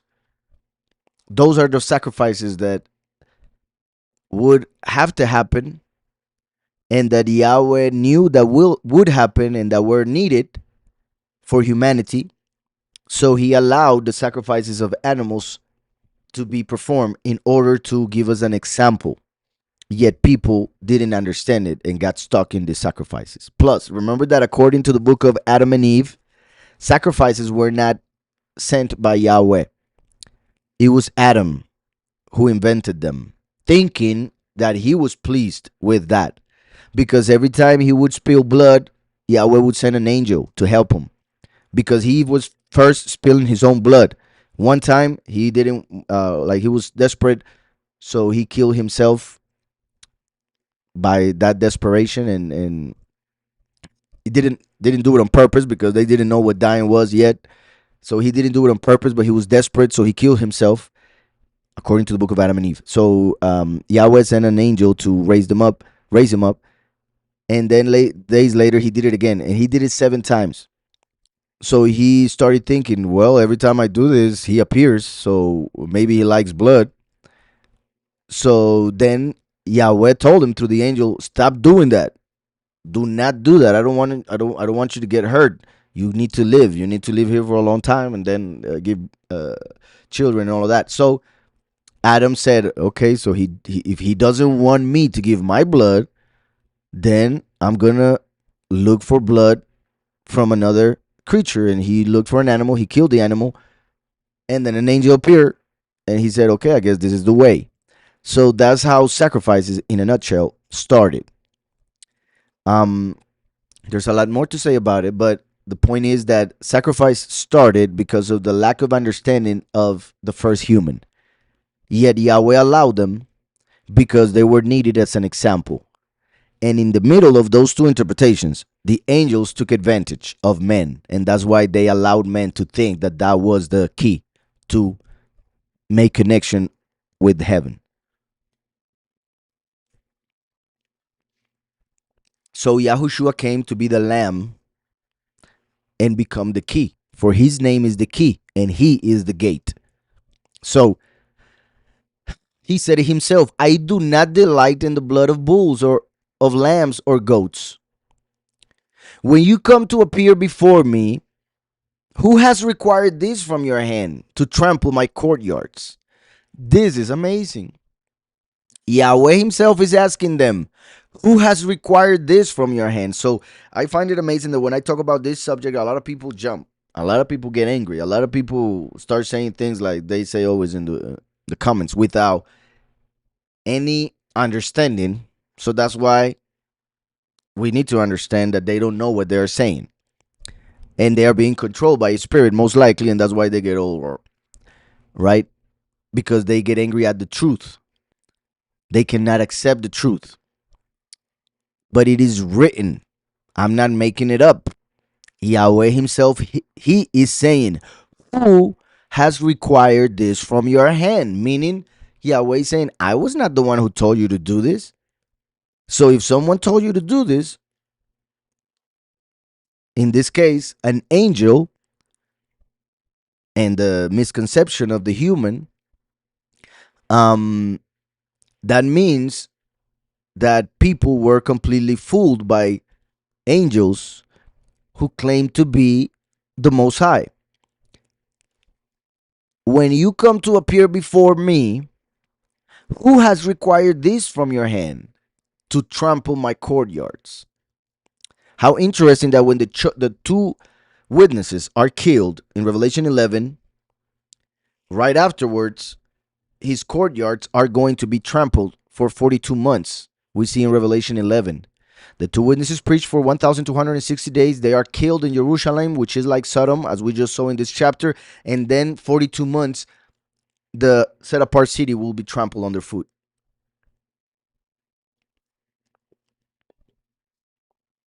Then he says, stop bringing futile offerings. So Isaiah the prophet, hundreds of years before Mashiach, was telling everybody, stop bringing me offerings. I don't want those sacrifices. So he mentions other ones. Stop bringing futile offerings, which means that there are offerings which are not futile. I want to make that clear. Yahweh wants you to give what is good. He wants you to give mercy. He wants you to give charity. He wants you to give wisdom, understanding, knowledge, not blood, not physical violence. Now, let me yeah. Remember what Hebrews 13:15 says.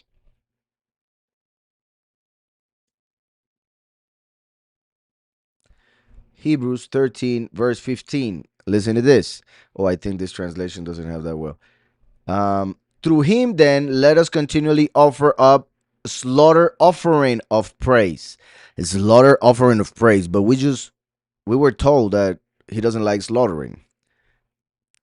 Slaughter offering of praise to Elohim. That is, so he's about to explain what it really means. The fruit of our lips confessing his name. Yeah, I don't know why this translation made such a big mistake in such an important verse. I really don't get it. And it bothers me. But let me go here. Hebrews 13:15. And I think this one also. You see, fruit of our lips, giving thanks to his name, says here. But then you click here. Why do you have this little letter here? Confessing. Then why don't you write confessing? Look, it literally says confessing. But let's just put give thanks because we don't understand what confessing his name means. What? Well, because they don't understand how important it is. They think it makes no sense to say confessing his name. So they say, let's write give thanks. That really bothers me. And that's well, obviously the enemy changing the scriptures, most likely through a person who it in ignorance thinks is doing a good job, who thinks he's helping the reader. And that's why it is said that the road to hell is paved with good intentions. I'm sure they would say there was a good intention behind this change. But the way it is written originally is key because it is telling us that when we confess with our mouth the true name of the Father and the Son, we are given the praise that He wants. And that is a sacrifice because the world doesn't want us to confess His name. And that's why it is written that we would be hated for His name's sake. Hated for His name's sake. That's why it is a sacrifice to believe and confess His name.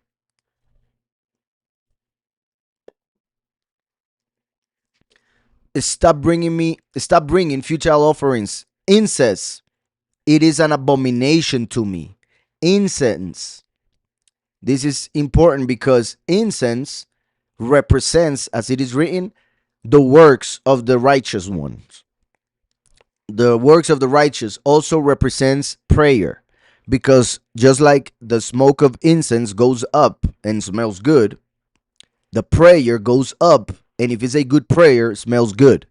But if you pray in the name of an idol, it is written in Exodus 23:13, do not let any other name be pronounced with your lips.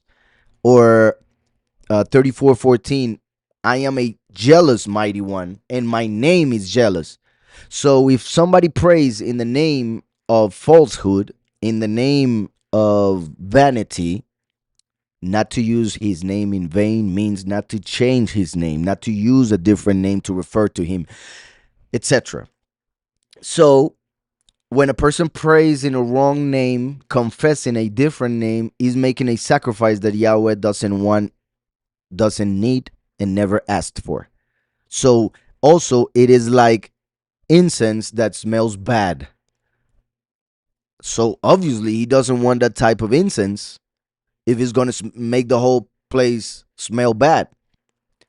Stop bringing futile offerings. Incense, it is an abomination to me. How interesting that it says an abomination, because remember that abomination is also a synonym of idol.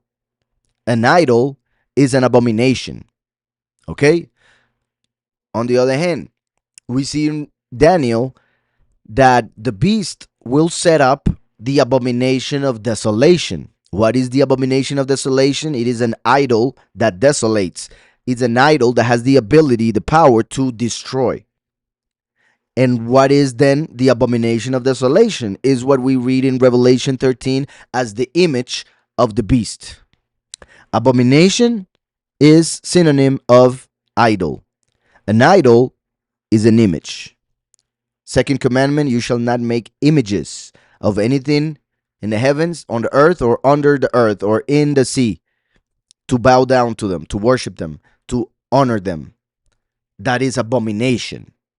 So, abomination, idol, image, all connected. Desolation, destruction. The beast will destroy. The image of the beast is given power to kill those who don't worship it. So, it is the ultimate idol.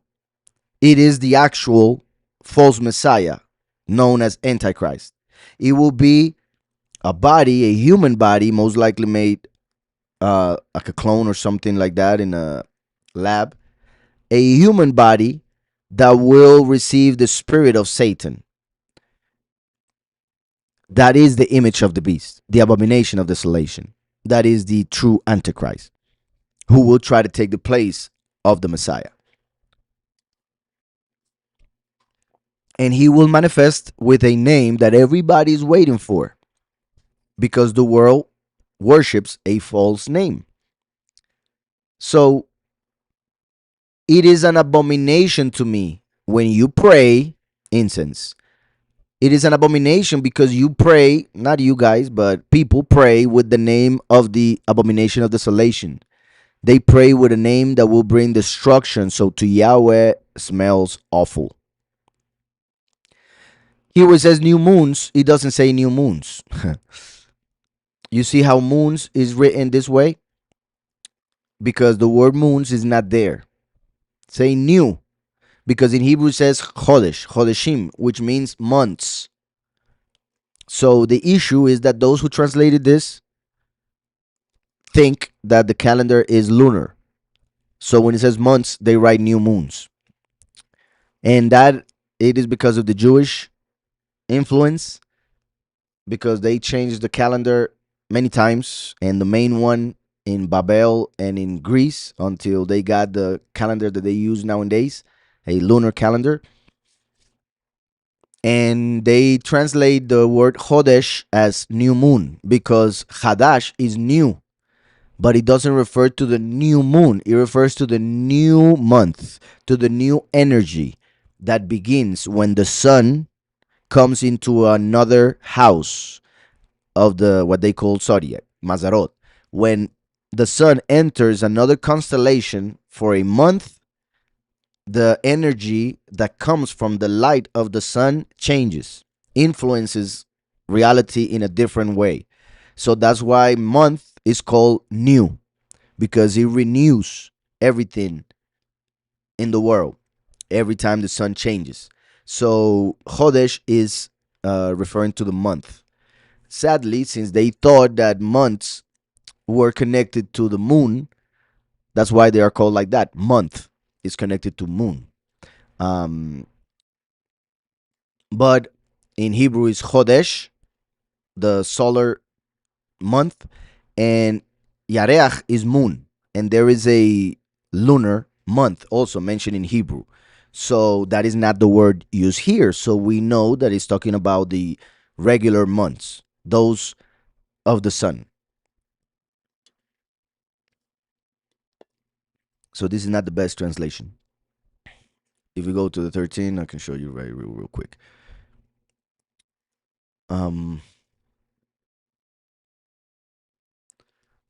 Chodesh, right here, Chodesh and Shabbat. So it doesn't say Chodesh Yareach, new moon. No, it just says month and moon. I mean, month and Shabbat. My bad. And so, uh, here, months, Shabbat, the calling of gatherings or to assembly, right? As in the feasts. I am unable to bear unrighteousness and assembly.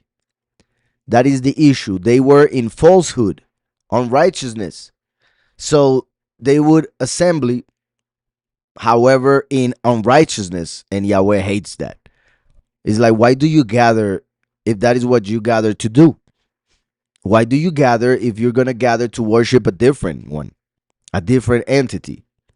Why do you gather if what you're going to do is disrespect me by saying, doing, and teaching things that I never taught? So we are supposed to honor in the sense of celebrating the beginning of each month. We are to separate the Shabbat and we are to call to gather during the feasts. However, they do it with a different calendar. Reason why we have moons in this translation. They do it in a different calendar. The Shabbat, they started on Friday in the afternoon because they follow a lunar calendar. And when they gather on a different day because they have a different calendar. And it's not just about timing, although it is very important. Because if you tell a person, I will see you in exactly, well, I couldn't, it's not going to work that well. But let's say, let me use the Greek calendar. Like, let's say I will meet you on June 10, right? But if the person decides to go on June 12th because in his calendar is different and he doesn't want to follow the calendar of he who appointed him, then he will get there on a different day. Imagine how angry would be the person who told him to meet him there on the 10th. It would be like, why did you get there on the 12th? He would say, oh, it doesn't matter. The point is that I get there. The point is that I was there. The point is that I remember that there was a day. But you didn't get there the day I told you, so there was no point in getting there if I wasn't there to be with you, right?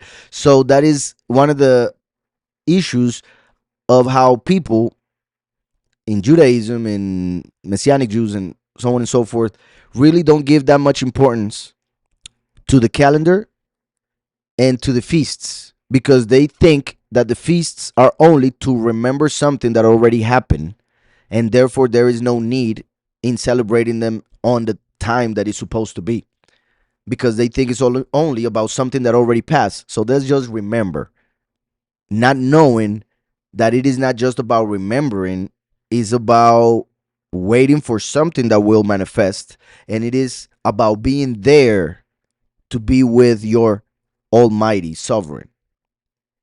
So that's why Yahweh says that he hates all of this because not only they don't gather in the time that they are supposed to, when they do gather, even if it was in the time that they were supposed to, they do it to act in the wrong way, to do things that he never asked for, to teach things that he never taught.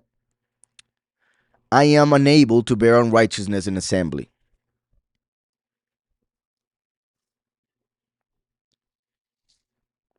My being, which is my soul, which would be Yahushua. Yahushua is the soul of Yahweh. My being hates your months and your appointed times, your moedim, your feasts. They are a trouble to me. I am weary of bearing them. I am weary of bearing them. interesting, bearing them, because he came and took all of our sins. They are a trouble for me. I am weary of bearing them. And when you spread out your hands, I hide my eyes. That is amazing and sad, right? When the people go like, "Oh, Father," he's like, what? I don't see you." Um, thought of another joke, but anyways, and when you spread out your hands, so a lot of people in Christianity, for instance, they do a lot when praying because many times they just want to be seen, right? So when they do that to be seen by others on this reality, they are not being seen by Yahweh. They are getting what they wanted. So Yahweh hides his eyes. We know that he knows all things, he hears all things, he is everywhere. But he can also hide himself. He can also decide not to respond. And when you spread out your hands, I hide my eyes from you. Even though you make many prayers, I do not hear. Your hands have become filled with blood. They kill him. They kill Mashiach himself. I hide my eyes. I do not hear. Eyes, ears.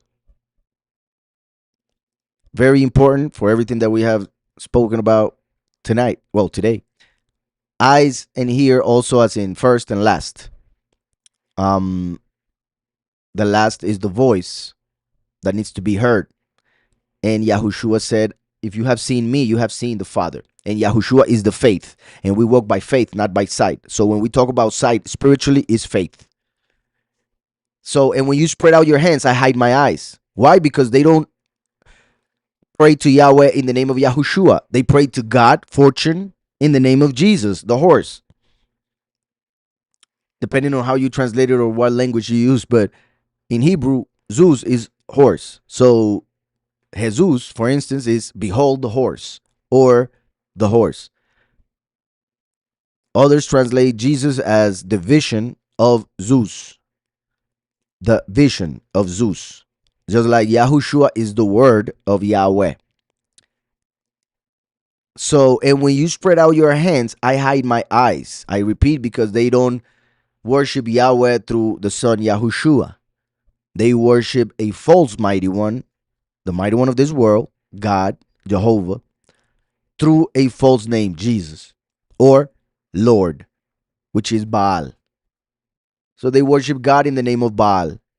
So Yahweh is not seeing that because they are talking to someone else. Even though you make many prayers, I do not hear. Why? Because they are doing it the wrong way. They are praying to a different entity. So Yahweh is like saying, why am I going to hear that if you're talking to him? He would be disrespectful. If two people are having a conversation and I try to hear it, that's disrespectful. And well, many people do it, and it depends on how and who the people are, what they are discussing, and all of that to see how disrespectful it is. But Yahweh, and obviously that's not the only point mentioned here. I'm just saying this as a way for you guys to kind of get it in the sense of how it happens also in our reality. Like if you see two people speaking, or one person trying to say a secret to the other one, if you go and try to hear, that is disrespectful. So Yahweh, when he sees somebody praying to God, Yahweh is like, okay, that's not with me, so I'm going to continue doing my thing. I do not hear. Your hands have become filled with blood. Not only they kill Mashiach, the hands represent works. Remember that Yahushua said that if you hate somebody in your heart, you already are a murderer. So your hands have become filled with blood happens by just the fact of hating someone, holding a grudge, not wanting somebody to exist, etc. That is having blood in your hands. In fact, not accepting Mashiach is having blood in your hands. Because if you accept Mashiach, you are with the disciples. It is not your fault that he was killed in the sense that they didn't want him to be killed. But if you don't accept Yahushua as the Messiah, you are with the Pharisees. Therefore, you have blood on your hands. It is like you killed him. not you guys.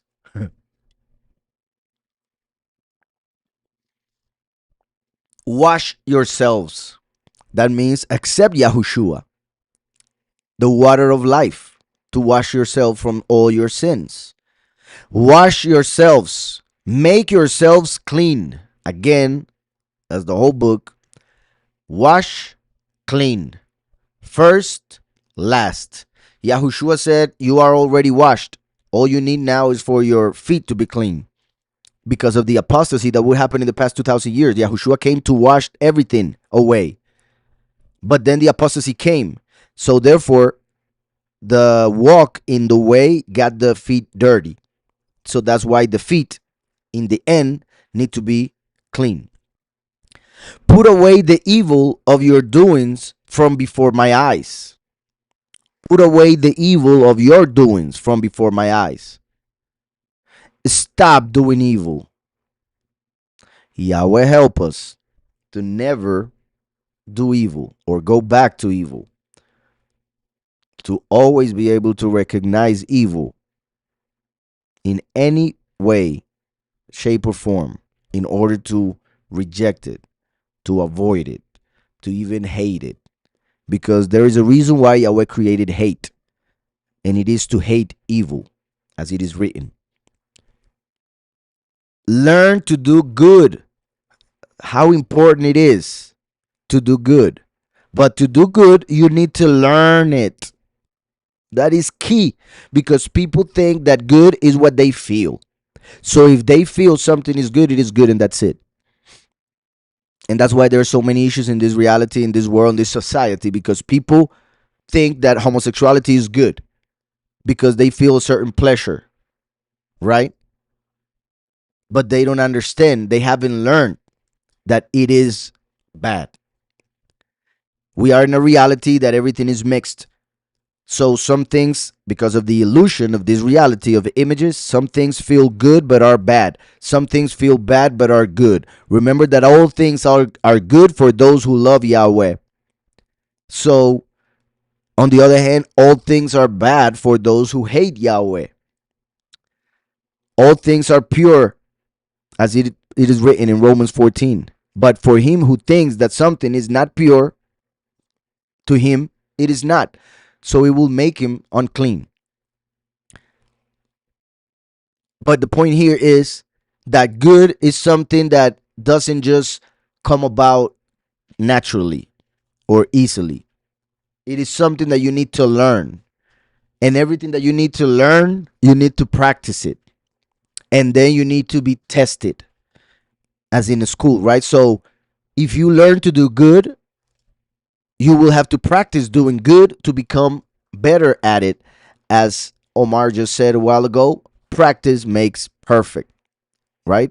So to reach the perfection of goodness, we need to really practice doing good. But to practice it, we first need to learn it. So it is a process, sometimes of an entire life, most of the time. Learn to do good. Seek right ruling. How interesting that the last is called good. And he comes to teach how to do good, as in, he himself needs to learn it because he comes as the prodigal son. He himself needs to learn it. And part of learning to do good is knowing the contrast between good and evil. So the last comes as the prodigal son, and through knowing bad, eventually he seeks the Most High and he learns to do good so that people can get to the good, which is Yahweh, the only one who is good, or Tov in Hebrew. How interesting that this is verse 17. 17 is the numerical value of good. Let me.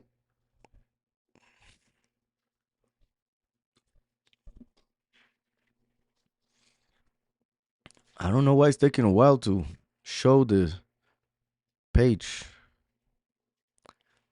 Here we go. So 23, 1, 17.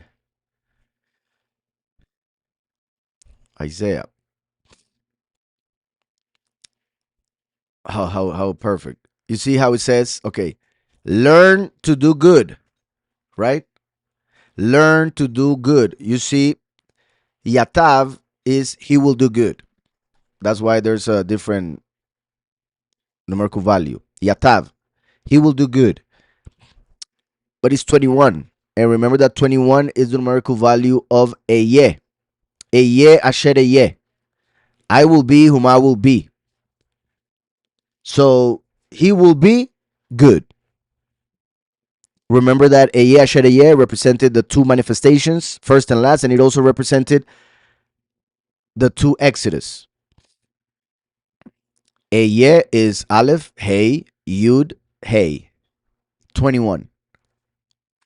Now, I already mentioned that Yahweh is 26, right? Yahuwah. 26. So, how interesting that since it is written a bit different in Isaiah, the 17, here we have learn to do good. 26 because of the letter Hey. So, it makes the word to do good 26 like the numerical value of Yahweh.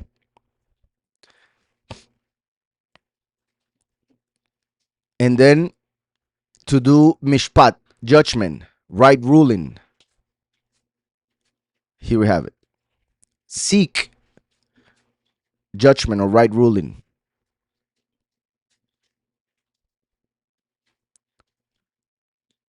So, first and last, like I was saying, 17 connected to good and good to the last, to Eye and to Yahweh. Learn to do good, seek right ruling. We need to seek judgment. It is kind of like learning. When you learn, you're seeking knowledge. So, to seek right ruling is to make an effort to be righteous. Make an effort. It's not just going to come natural. It is important to understand that because a lot of people think it's just about what you feel. Most people think it's that way. So since they feel it's just or righteous, then it's fine. But you need to seek. You need to examine yourself. You need to check what you are thinking and why you are thinking the way you are thinking, and if you are thinking the same way Yahweh tells you to think according to what is written. Learn to do good, seek right ruling, reprove the oppressor, defend the fatherless, plead for the widow. 1, 2, 3, 4, 5. Remember that the number 5 represents favor. So he who does all of this will receive favor from Yahweh. Represents revelation. So Yahweh will reveal himself to the person who does these 5 things. Represents the Ruach. The person that does these 5 things will have the Ruach in order to do those 5 things. Learn to do good. Very important. Start with that. Seek right ruling, justice, judgment. Reprove the oppressor. Right? We need to get either like if you see somebody who is oppressing others, stop him. Not with violence, with knowledge, wisdom, understanding, love, and in some cases, anger. Yeah, it is sometimes needed, but not to the point of sinning, of course. Defend the fatherless, orphans, and the widow, orphans and widows. The main thing mentioned in Jacob or James 1:27 regarding the true religion. Defend the fatherless, plead for the widow. In this case, in the spiritual sense, the fatherless, those who do not have a Father Almighty because they have not received the true Mighty One, Yahweh. Plead for the widow, those who do not have the true Messiah because they follow a dead Christ on a wooden cross, which is an idol, instead of the Messiah, Yahushua, who resurrected from the dead. So the congregation who follows a false Messiah is a widow. A people who do not know their true Mighty One, they are orphans. 18. Come now and let us reason together. So when you do all this, you will be able to get to the presence of Yahweh. If not, never will you be in his presence. So if we do all of this mentioned in verse 17, then we will be able to come into the presence of the Most High. Learn to do good. Already said that. Come now and let us reason together, says Yahweh. How interesting that Yahweh, who gave us reason, is telling us, okay, give me your reasons. Give me the reasons why you acted the way you acted. Let's talk. And I have had several experiences in life that some of them I have mentioned in the studies. I don't know if here in the English ministry, but um my point when saying that is just try to imagine how um I don't know how to put it, but pointless it would seem or feel to talk to someone you created. Talk to someone to whom you gave all the knowledge, understanding that they have, and reason, and having to hear them trying to justify themselves.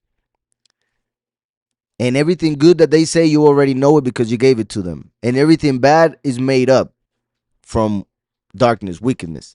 So, um, I find it very interesting and humbling, or showing how humble Yahweh is by the fact that he is willing to reason with his creation. If he wasn't humble, if he was like the mighty one of this world, this verse wouldn't exist. It would be like, whatever. I'm the one who says what it is, and that's what it is. You don't have to tell me anything. I know what you're going to tell me, anyways. There's no reason to reason together. I hope I'm being understood. So come now and let us reason together. This is how humble Yahweh is, says Yahweh. Though your sins are like scarlet, they shall be as white as snow. Though they are red like crimson, they shall be as wool. This is a powerful verse, blessing, and prophecy. So Yahweh is saying, if you do everything from verse 17, those 5 things, learn to do good, seek right ruling, reprove the oppressor, defend the fatherless, plead for the widow, then you will be able to enter the presence of Yahweh because your sins will be forgiven. Because faith without works is nothing, right? However, when you have faith and do the works, meaning learn to do good, seek right ruling, etc., you are forgiven. Where do we learn how to do all of this? In Yahushua, who gives us the Spirit to give this kind of fruit. So when we receive the Spirit from Yahushua through our faith and our confessing of his name, as it is written in John 14:26, we are able to do these things. And that is why through him comes forgiveness of sins. Because without him, we have no way or even idea of how to do what verse 17 says.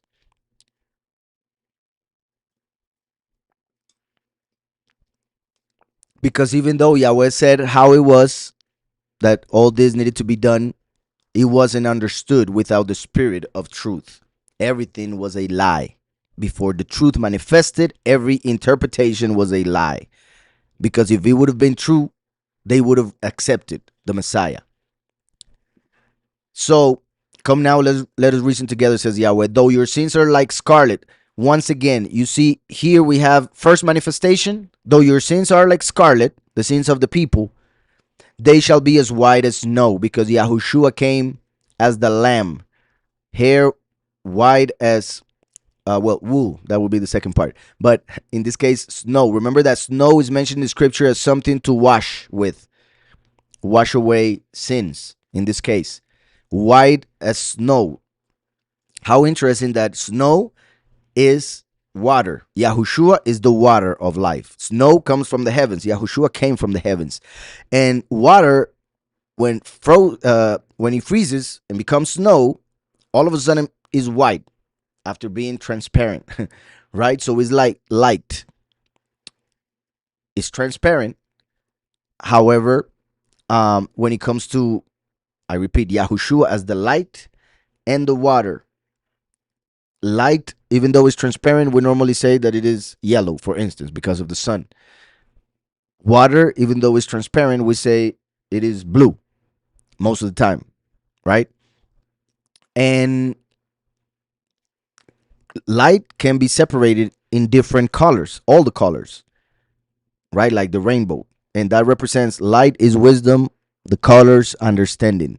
And then we have water in several states, solid, right? Ice.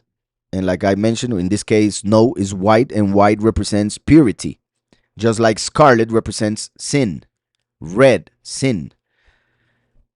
So it's interesting that water can be in the three different stages, right? Like gas, solid, or liquid, which is also connected with Yahweh as first and last. Yahweh manifesting as Father, as Son, and through the Ruach, Mother. So, though your sins are like scarlet, they shall be as white as snow. Though they are red like crimson, they shall be as wool. So, red represents sin, white represents purity, being forgiven. Now, this verse 18,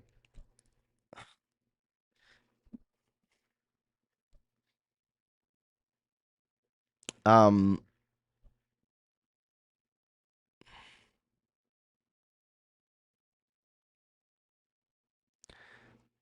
kashanim, like scarlet. There's a lot to say here. I will get into it like too much,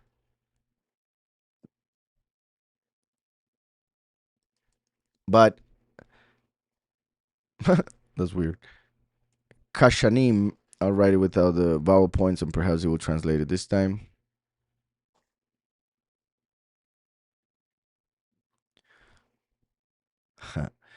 You see, that could be translated as like 2 years, about 2 years.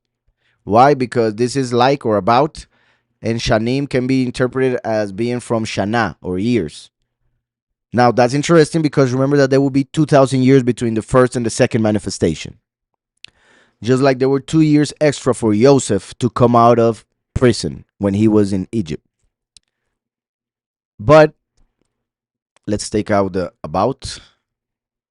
We have years. But let's take away the mem, other, or second. So we have this word representing about 2 years or 2,000 years. It represents the second one, the other manifestation. And it represents the one who comes dressed in red, as in Isaiah 63. So it is like saying, in about 2 millennia, the one dressed in red, who is the other, would appear. All in one word. Remember that when Tamar had children with Yahudah, she had twins, and one was Sarah, who had a scarlet thread tied around um, his hand because he represents the one dressed in red at the end of times, the other one, the second one, Sheni. Just like also the scarlet thread that was placed on the window of Rahab in Jericho when the two spies or the two witnesses went into it. So, come now, let us reason together, says Yahweh. Though your sins are like scarlet, they shall be as white as snow. Though they are red like crimson, they shall be as wool. Let me see one more word and then we continue.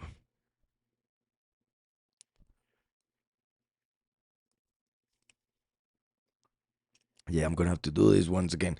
Okay, so this is like snow, they will be made white. And if red, like the Tolah, as crimson, crimson. Now look at this.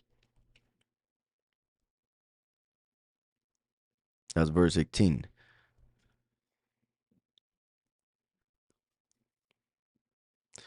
Here you have the name Tola. Here it says Katola because, oh, I just saw something beautiful.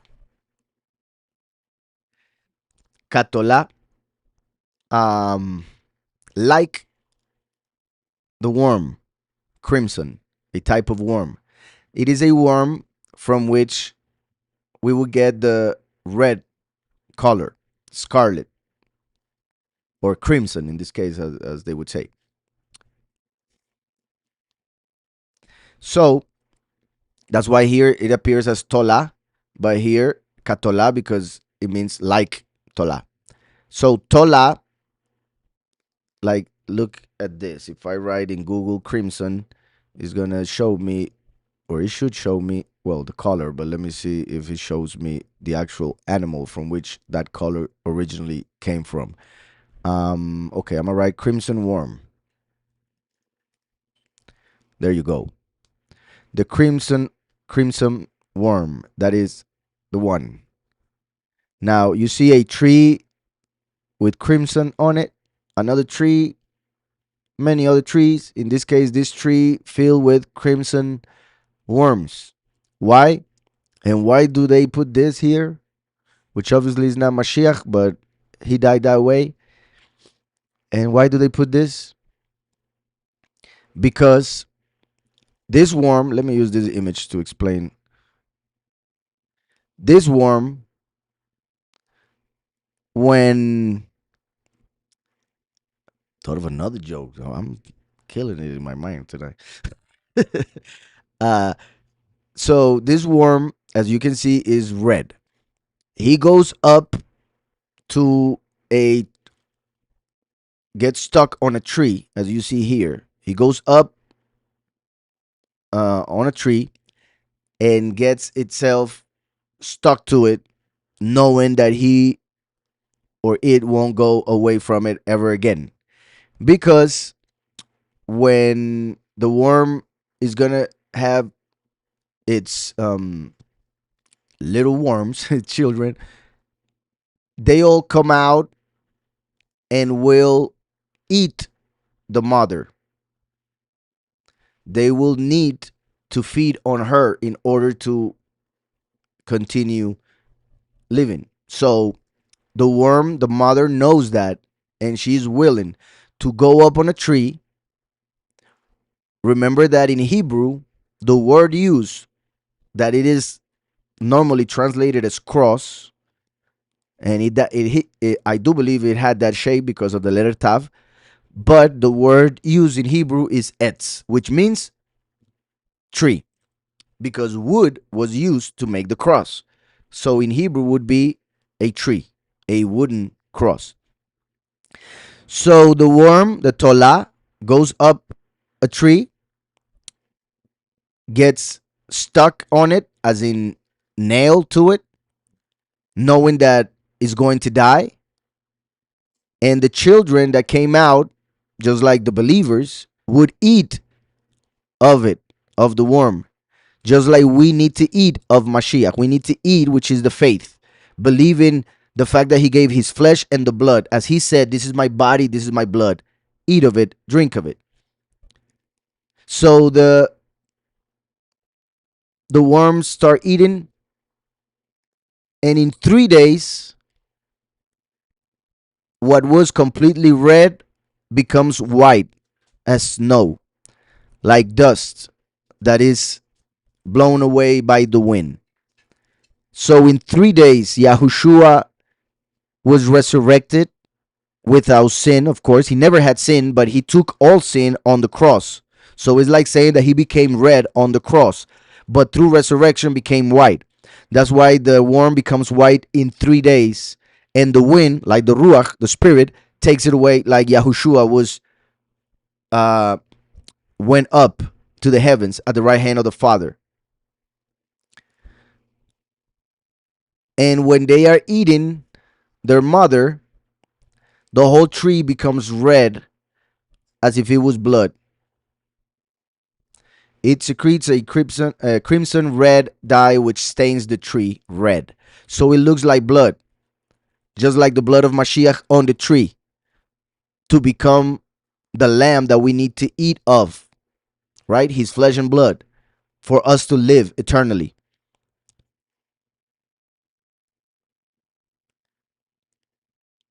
So the Tolah, you have another example.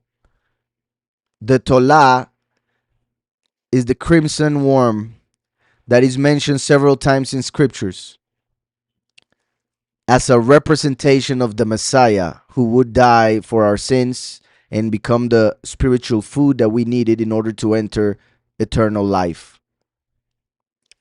It is an amazing prophecy that is in the Old Testament several times. This is one of them, and people still don't see it. And I mean Jews.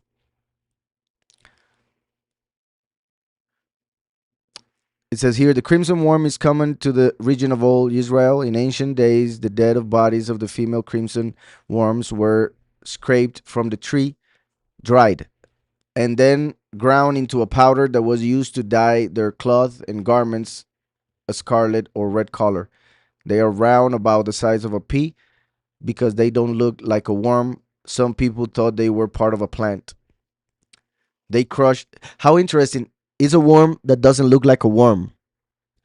And Yahweh said that Yahushua wouldn't look like a human in Isaiah 52 at the end. He would be hit so much and so hard that his appearance wouldn't be like that of a human. How interesting that this worm that represents Mashiach doesn't look like a worm. Then he says, um, they crush worm. The crushed worm was also used to make medicine that helps the heart beat smoothly. Interesting. Helps to have life for the heart to beat. The white wax body was used to make shalak, a preservative of wood. The white that comes after, like I mentioned, after 3 days, according to some. All right, so that is an amazing prophecy. So it is saying, even if you are red like the crimson, katolah,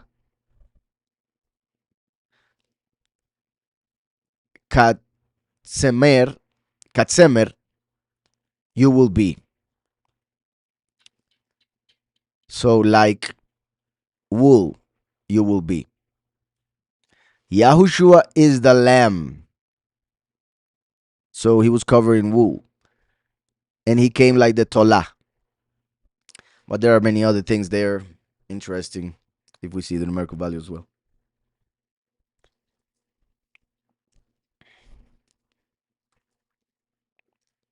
If you submit and obey, you shall eat the good of the land.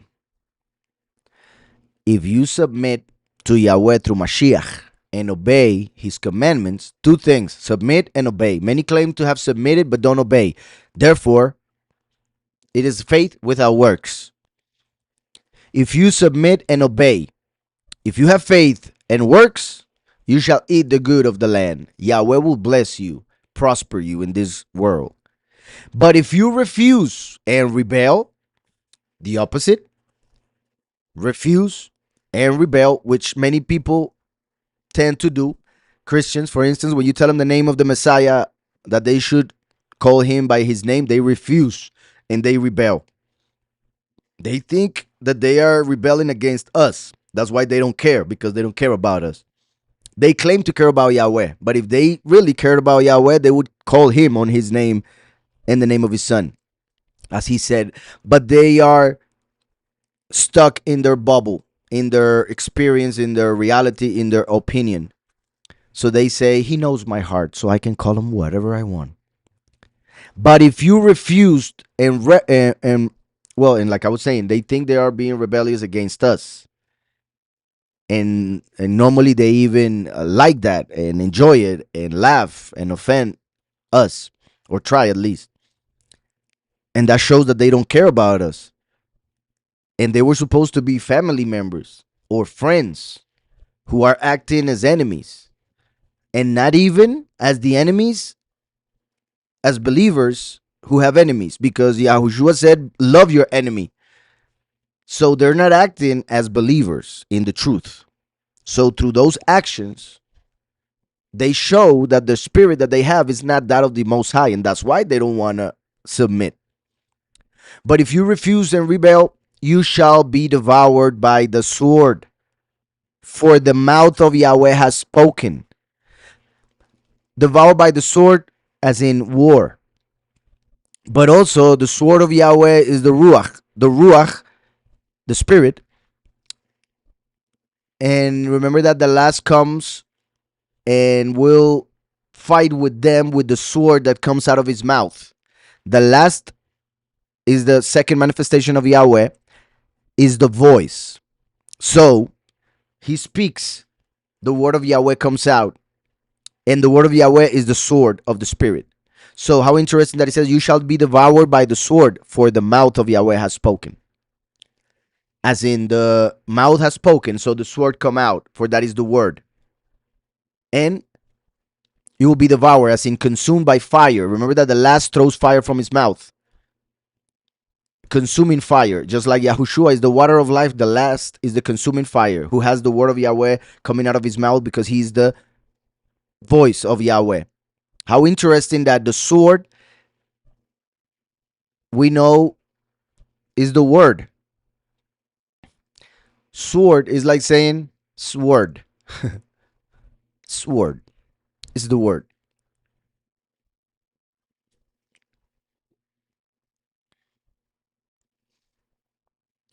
How how steadfast city, how the steadfast city has become a whore. For verses like this, some people believe that in Revelation, when he speaks of the great whore of Babylon, it is speaking of Jerusalem, because he just called her whore. But remember that in Revelation, we were told in Revelation 11 that the two witnesses are killed in the place that is Sodom and Egypt. Sodom and Egypt, spiritually speaking. And then later on, 17, 18, Revelation, we are told about the great whore of Babylon. So there are two different places, two different entities: Sodom and Gomorrah, Egypt, and then Babel, as different entities. So Jerusalem in another place, like for instance the Vatican. Um, when Peter was in Rome, he wrote a letter to us, we could say, because it is in the scriptures, and he says that he is saying goodbye from Babel. He was in Rome, but he called it Babel, meaning Peter is telling us that Rome was spiritual Babel, the great whore of Babylon. So why is he calling Jerusalem a whore? He called her Sodom. In Sodom and Gomorrah were a lot of um a lot of sin, but one of the main sins was homosexuality or sexual perversity, right? Like in this case, whoredom. So of course, the false congregation falls in that category of whore, because it's not seeking Mashiach as a husband, it's seeking false entities to get something from him. Like a whore wants money, not love. Yahweh is love. God is fortune, according to Isaiah 65. So if you look, if you seek for Yahweh, it is out of love, because you want to be married. But if you seek falsehood, if you seek God, you're seeking money. That makes a person a whore. So how the steadfast city has become a whore? I have filled it with right ruling, righteousness, lust in it, but now murderers. Righteousness, lust in it, but now murderers. That's why they will murder the two witnesses, even though Yahushua, the righteousness, lust in it.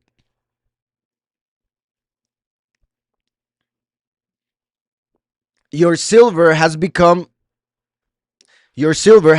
dross. Your wine is mixed with water. As always, two things.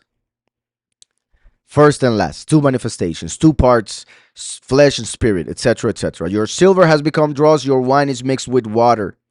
Your rulers are stubborn and companions of thieves. Everyone loves bribes and runs after rewards.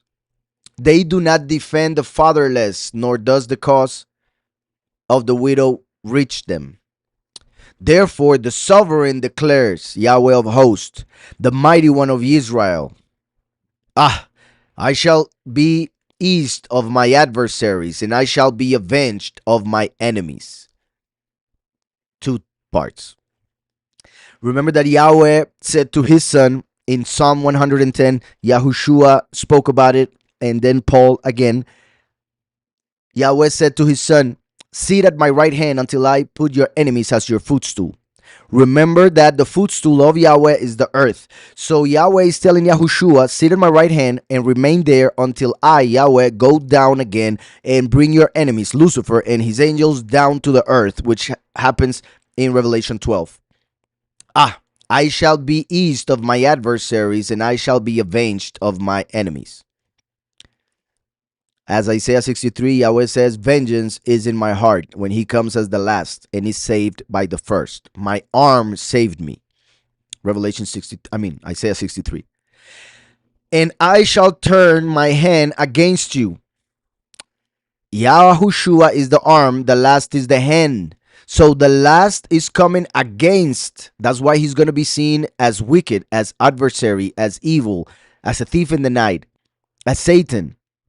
If they saw Mashiach, who came for us, in favor of us, if they killed him and said that he was sent from Baal Zebub or Baal Zebub, if they said that he was possessed, imagine what they will say about the last, who is coming against and who is a prodigal son. And I shall turn my hand, and I shall turn my hand against you, and I shall refine your dross as with lye, right? Like we see in Malachi, that the last comes to wash.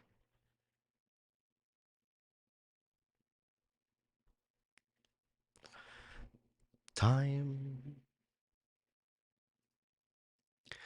Real quick. Malachi 1.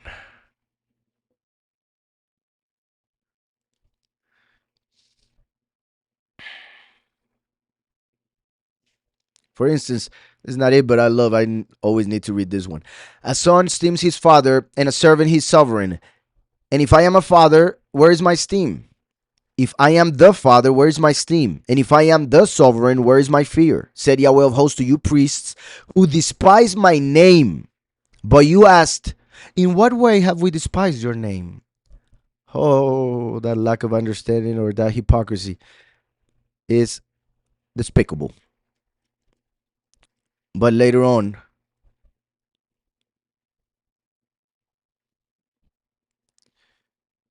a second.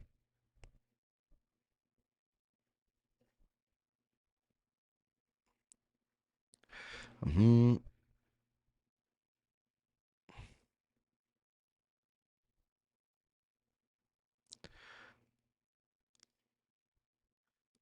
Here it is.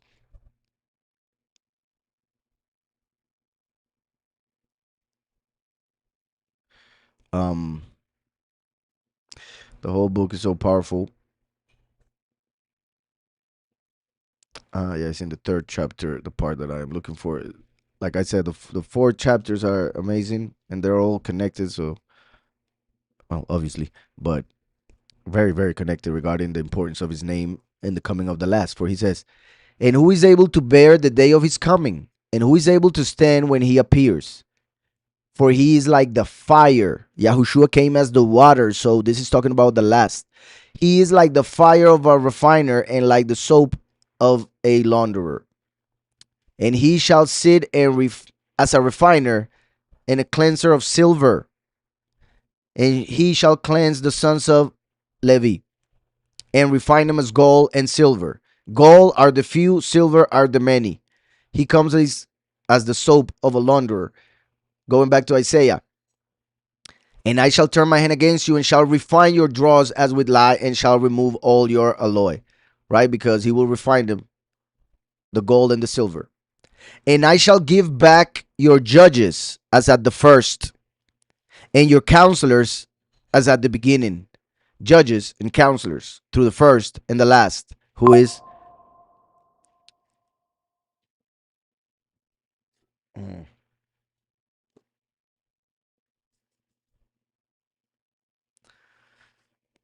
who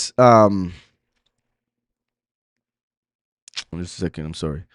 As I shall give back your judges as at first, Yahushua brings justice, well, in the sense of righteousness. So judgment can be performed after the truth was manifested. And your counselors, the last is wonderful counselor, as Isaiah 9 prophesies, as at the beginning. After this, you shall be called the city of righteousness. Remember that the city of righteousness, Jerusalem, when the new Jerusalem comes down, YirMiyahu, Jeremiah, says that it will be called Yahweh, our righteousness, Yahweh Sitkenu. After this, you shall be called the city of righteousness, a steadfast city. Interesting that it says here as the first, as in Yahushua is the first.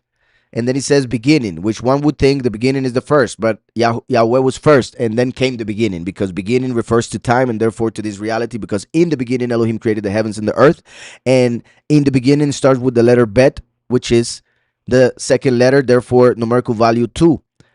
So interesting that it says as at the beginning, representing the second manifestation to bring a new beginning during the millennium and then the new earth and the new heavens. I hope this understood. So the second beginning through the second manifestation.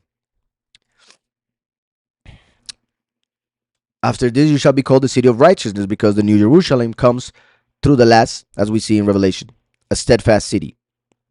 Sion shall be ransomed with right ruling, and her returning ones with righteousness.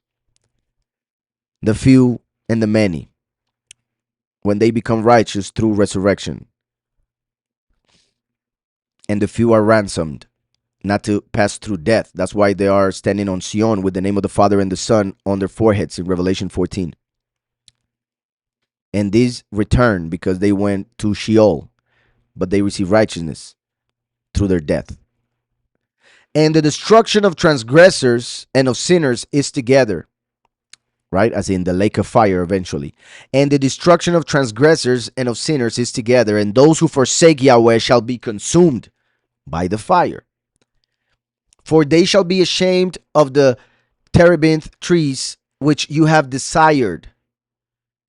Desire, as in instead of desiring Yahweh and the Messiah, they desired idols made through trees, as in the idol made of wood that most worship and claim is the Christ, or as in the tree that people cut to supposedly celebrate the birth of the Messiah.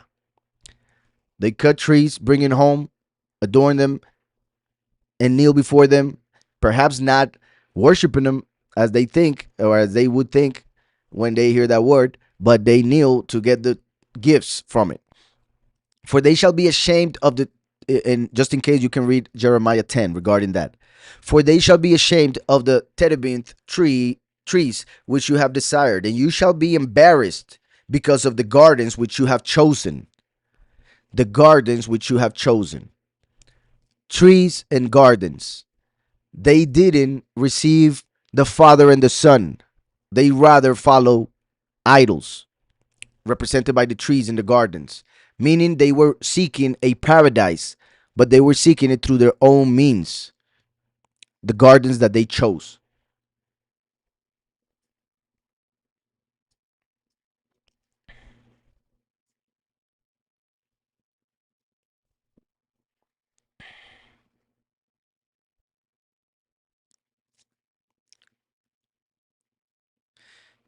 Mehaganot, no, Mehaganot, yeah.